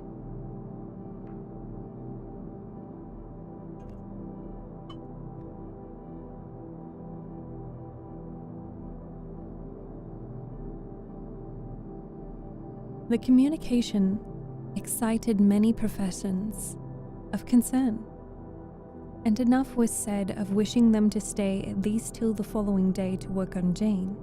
Until the morrow, their going was deferred. Miss Bingley was then sorry that she had proposed the delay, for her jealousy and dislike of one sister much exceeded her affection for the other. The master of the house heard with real sorrow that they were to go so soon, and repeatedly tried to persuade Miss Bennet that it would not be safe for her, that she was not enough recovered, but Jane was firm where she felt herself to be right. To Mr. Darcy, it was welcome intelligence. Elizabeth had been at Netherfield long enough. She attracted him more than he liked, and Miss Bingley was uncivil to her and more teasing than usual to himself.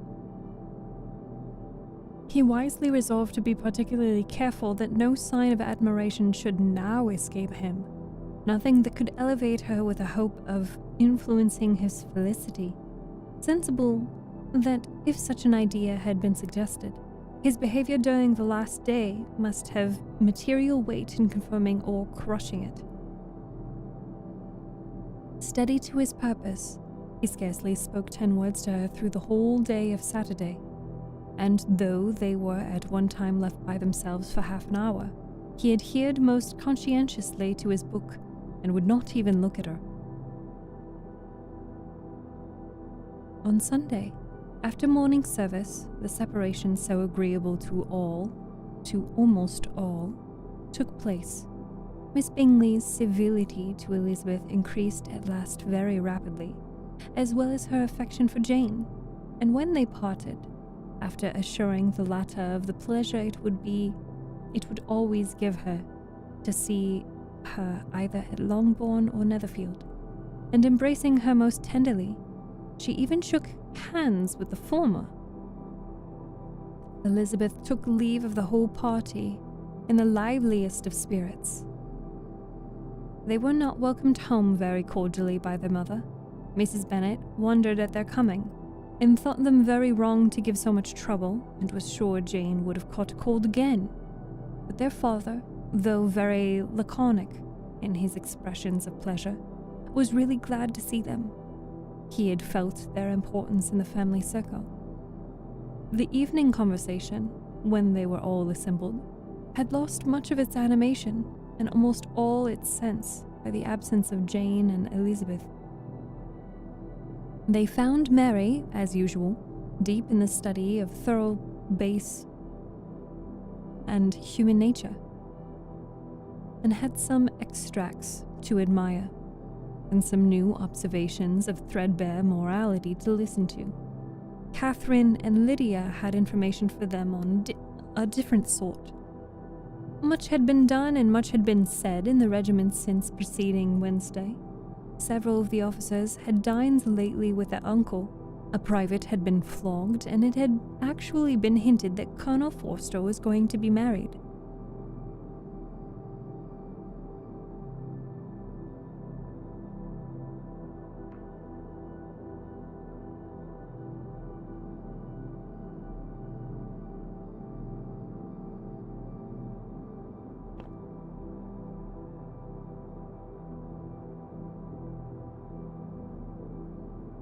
Chapter 13. "I hope, my dear," said Mr. Bennet to his wife as they were at breakfast the next morning, "that you have ordered a good dinner today, because I have reason to expect an addition to our family party." "Who do you mean, my dear? I know of nobody that is coming, I am sure, unless Charlotte Lucas shall happen to call in, and I hope my dinners are good enough for her. I do not believe she often sees such a home. The person of whom I speak is a gentleman, and a stranger." Mrs. Bennet's eyes sparkled. "A gentleman and a stranger? It is Mr. Bingley, I am sure. Well, I am sure I should be extremely glad to see Mr. Bingley. But, good Lord, how unlucky there is not a bit of fish to be got today. Lydia, my love, ring the bell. I must speak to Hill in this moment." "It is not Mr. Bingley," said her husband. "It is a person whom I never saw in the course of my life." This roused a general astonishment, and he had the pleasure of being eagerly questioned by his wife and his 5 daughters at once. After amusing himself some time with their curiosity, he thus explained: "About a month ago I received this letter, and about a fortnight ago I answered it, for I thought it a case of some delicacy and requiring early attention. It is from my cousin, Mr. Collins, who, when I am dead, may turn you all out of this house as soon as he pleases." "Oh, my dear!" cried his wife. "I cannot bear to hear that mentioned. Pray do not talk of that odious man. I do think it is the hardest thing in the world that your estate should be entailed away from your own children, and I am sure if I were you, I should have tried long ago to do something or other about it." Jane and Elizabeth tried to explain to her the nature of an entail. They had often attempted to do it before, but it was a subject on which Mrs. Bennet was beyond the reach of reason, and she continued to rail bitterly against the cruelty of settling an estate away from the family of 5 daughters, in favor of a man whom nobody cared anything about. "It is certainly a most iniquitous affair," said Mr. Bennet, "and nothing can clear Mr. Collins from the guilt of inheriting Longbourn. But if you will listen to his letter, you may perhaps be a little softened by his manner of expressing himself." "No, that I am sure I will not. And I think it is very impertinent of him to write to you at all. How very hypocritical. I hate such false friends. Why could he not keep on quarrelling with you as his father did before him? Why, indeed, he does seem to have some filial scruples on that head, as you will hear." Hunsford, near Westerham, Kent, 15th October. Dear Sir, the disagreement subsisting between yourself and my late honoured father always gave me much uneasiness, and since I have had the misfortune to lose him, I have frequently wished to heal the breach, but for some time I was kept back by my own doubts, fearing lest it might seem disrespectful to his memory for me to be on good terms with anyone with whom it had always pleased him to be at variance. There, Mrs. Bennet. My mind, however, is now made up on the subject. For having received ordination at Easter, I have been so fortunate as to be distinguished by the patronage of the Right Honourable Lady Catherine de Bourgh, widow of Sir Louis de Bourgh, whose bounty and beneficence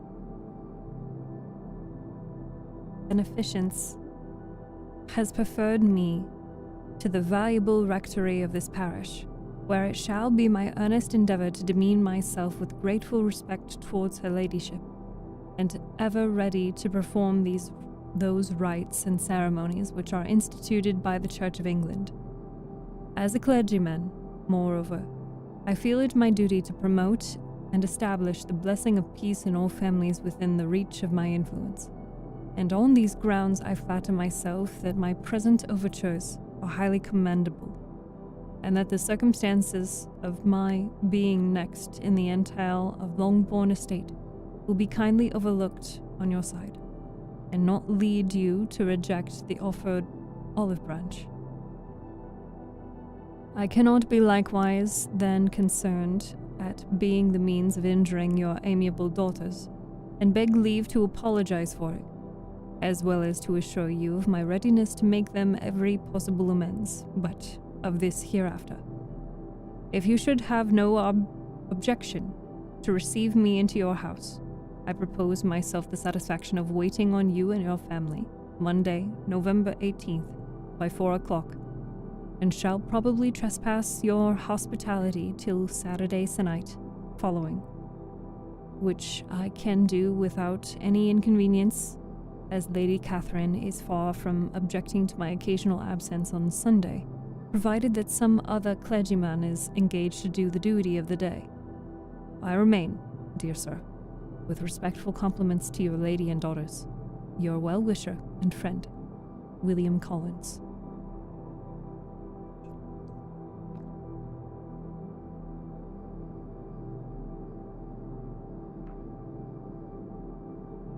At 4 o'clock, therefore, we may expect his peacemaking gentleman, said Mr. Bennet, as he folded up the letter. "He seems to be a most conscientious and polite young man, upon my word, and I doubt not will prove a valuable acquaintance, especially if Lady Catherine should be so indulgent as to let him come to us again." There is some sense in what he says about the girls. However, if he is disposed to make them any amends, I shall not be the person to discourage him.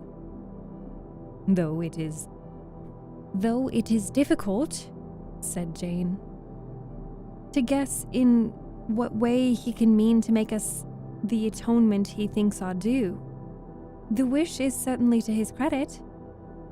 Elizabeth was chiefly struck by his extraordinary deference for Lady Catherine, and his kind intention of christening, marrying, and burying his parishioners wherever it be required.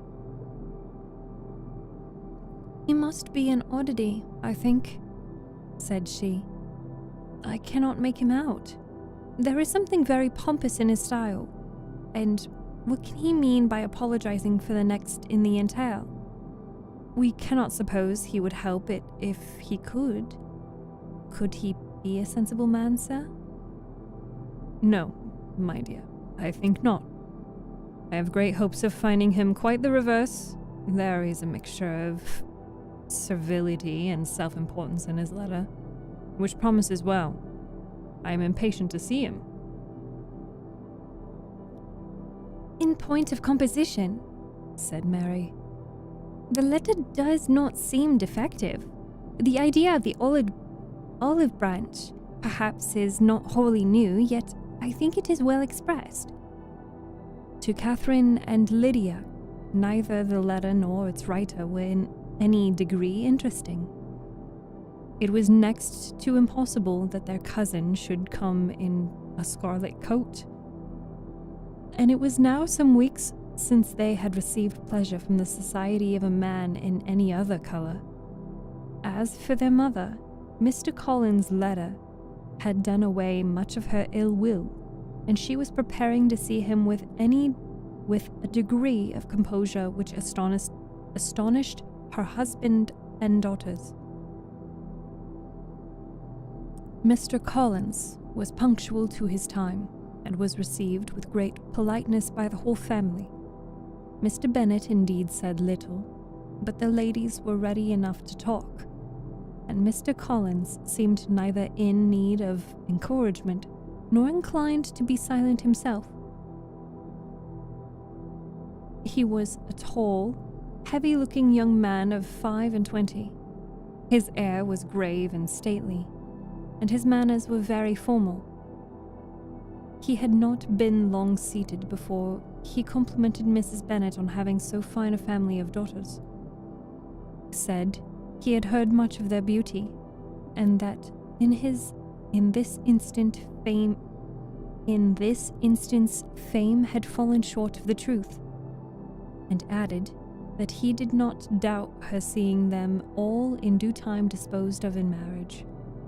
This gallantry was not much to the taste of some of his hearers, but Mrs. Bennet, who quarrelled with no compliments, answered most readily, "You are very kind, I am sure, and I wish with all my heart it may prove so, for else they will be destitute enough. Things are settled so oddly." "You allude, perhaps, to the entail of this estate?" "Ah, sir, I do indeed. It is a grievous affair to my poor girls, you must confess. Not that I mean to find fault with you, for such things I know are all chance in this world.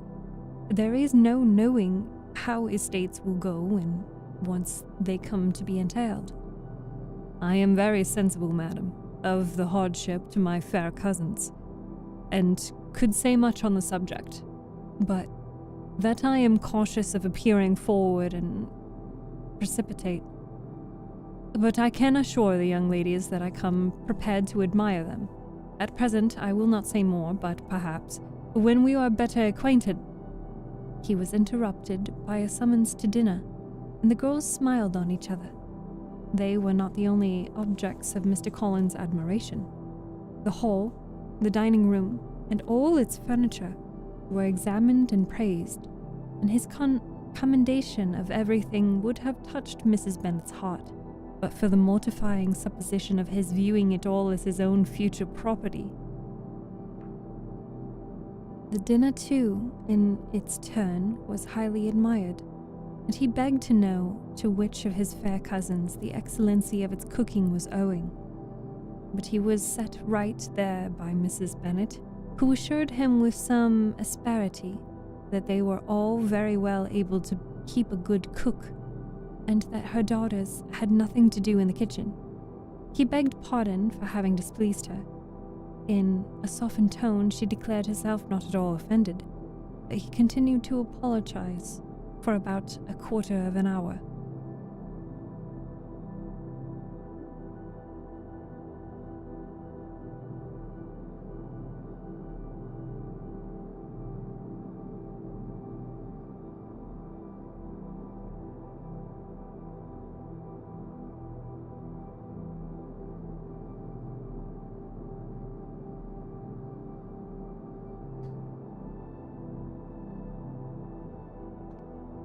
Oh man, that is a lot of reading.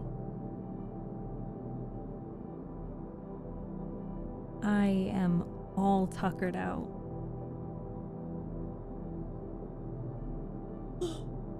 I really wanted to read longer than I normally do today, but that was a lot. Zombie, thank you. Thank you so much for all of the gifts.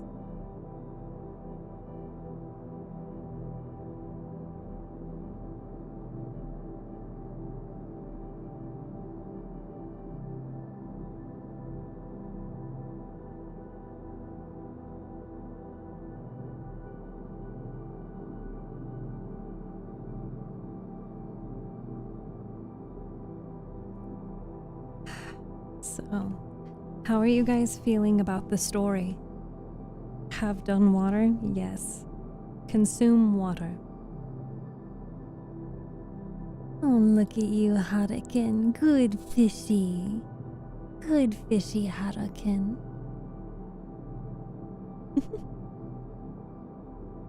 Thank you. Thank you for the hydrate. I came in mid-story. It's hard to believe that we only started reading yesterday. And we're already on... We will start chapter 14, so we've already finished 13. Is this the part with the pride and the prejudice?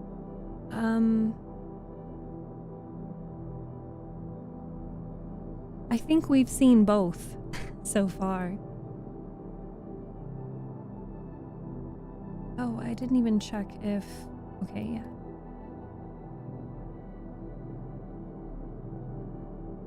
We're still in the pride part? Okay.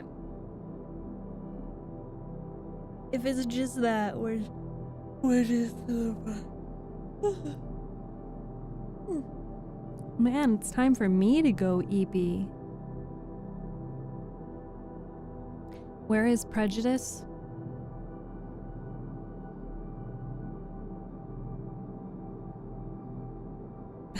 And where are the zombies? Good point. Let me see if I know anybody that's live streaming right now.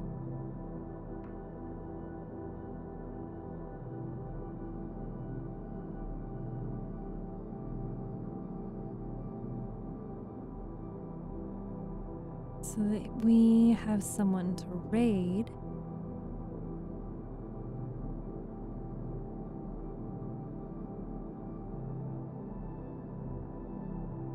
You're marvelous, Queen. Thank you for the reading. Of course, I'm happy to do the reading. I love reading. And I especially love reading to people.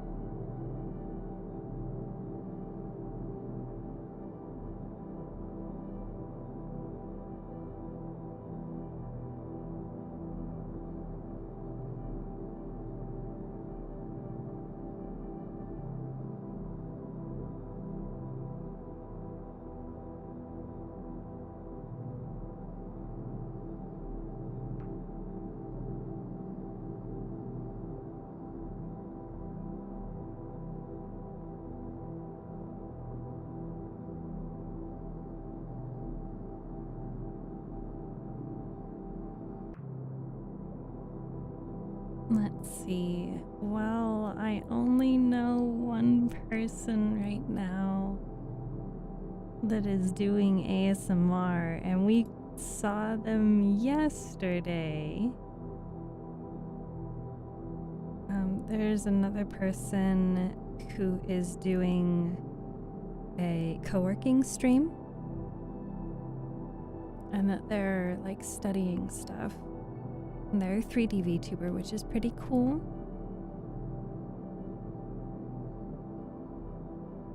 Oh, goodness.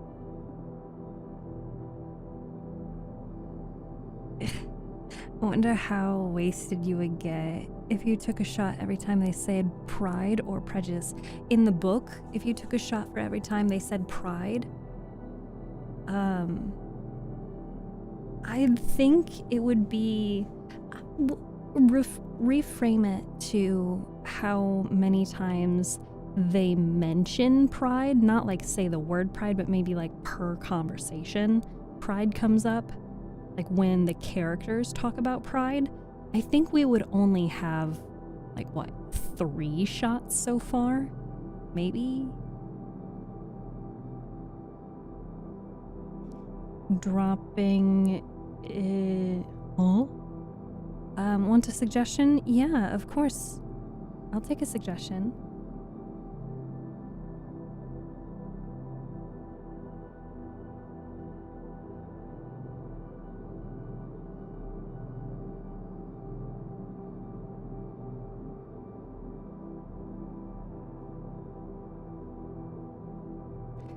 I'm definitely gonna like lay down in bed. My neighbor. Huh?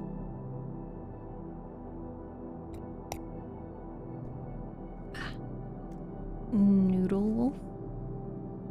Noodles.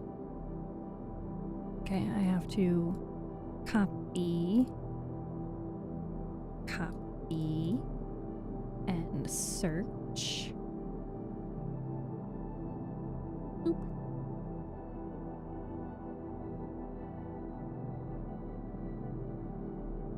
Sure, we can join them. I've never met them before, but if you can vouch that they're a good vibe, I trust my mods. J-Dog, we're gonna end stream now. I really did want to like stream for a couple hours long, like more today than I normally do, but unfortunately it took me forever. I started working on stream stuff at I think maybe like 1 p.m. and unfortunately, like, yeah, it took me from 1 p.m. until, what was it, almost 5 p.m. when I went live to rebuild a lot of stream. All right, this is the part where we say our good nights, our goodbyes, and our see you tomorrows. I will try to be back again tomorrow night for more stream. If you are not watching on Twitch, the stream will just end for you. If you are watching on Twitch, we are going to raid. And we're going to raid somebody new this time, so please do be on your best behavior, represent the community well, and if you would like to be notified when I go live next, I highly recommend joining the Discord server. You can only get the Discord link on Twitch, so you will need to make your way over to Twitch in order to get that link. ! Raid if we could, and somebody please do copy that raid message. Other than that, I may be back again tomorrow for more stream. I may start earlier, I may not stream. It's all just dependent on how I feel and if I want to touch grass. But thank you so much for being here. I appreciate you. I hope you enjoyed the story. And if you fell asleep, I hope you have sweet dreams. have a good day tomorrow. And have a good night.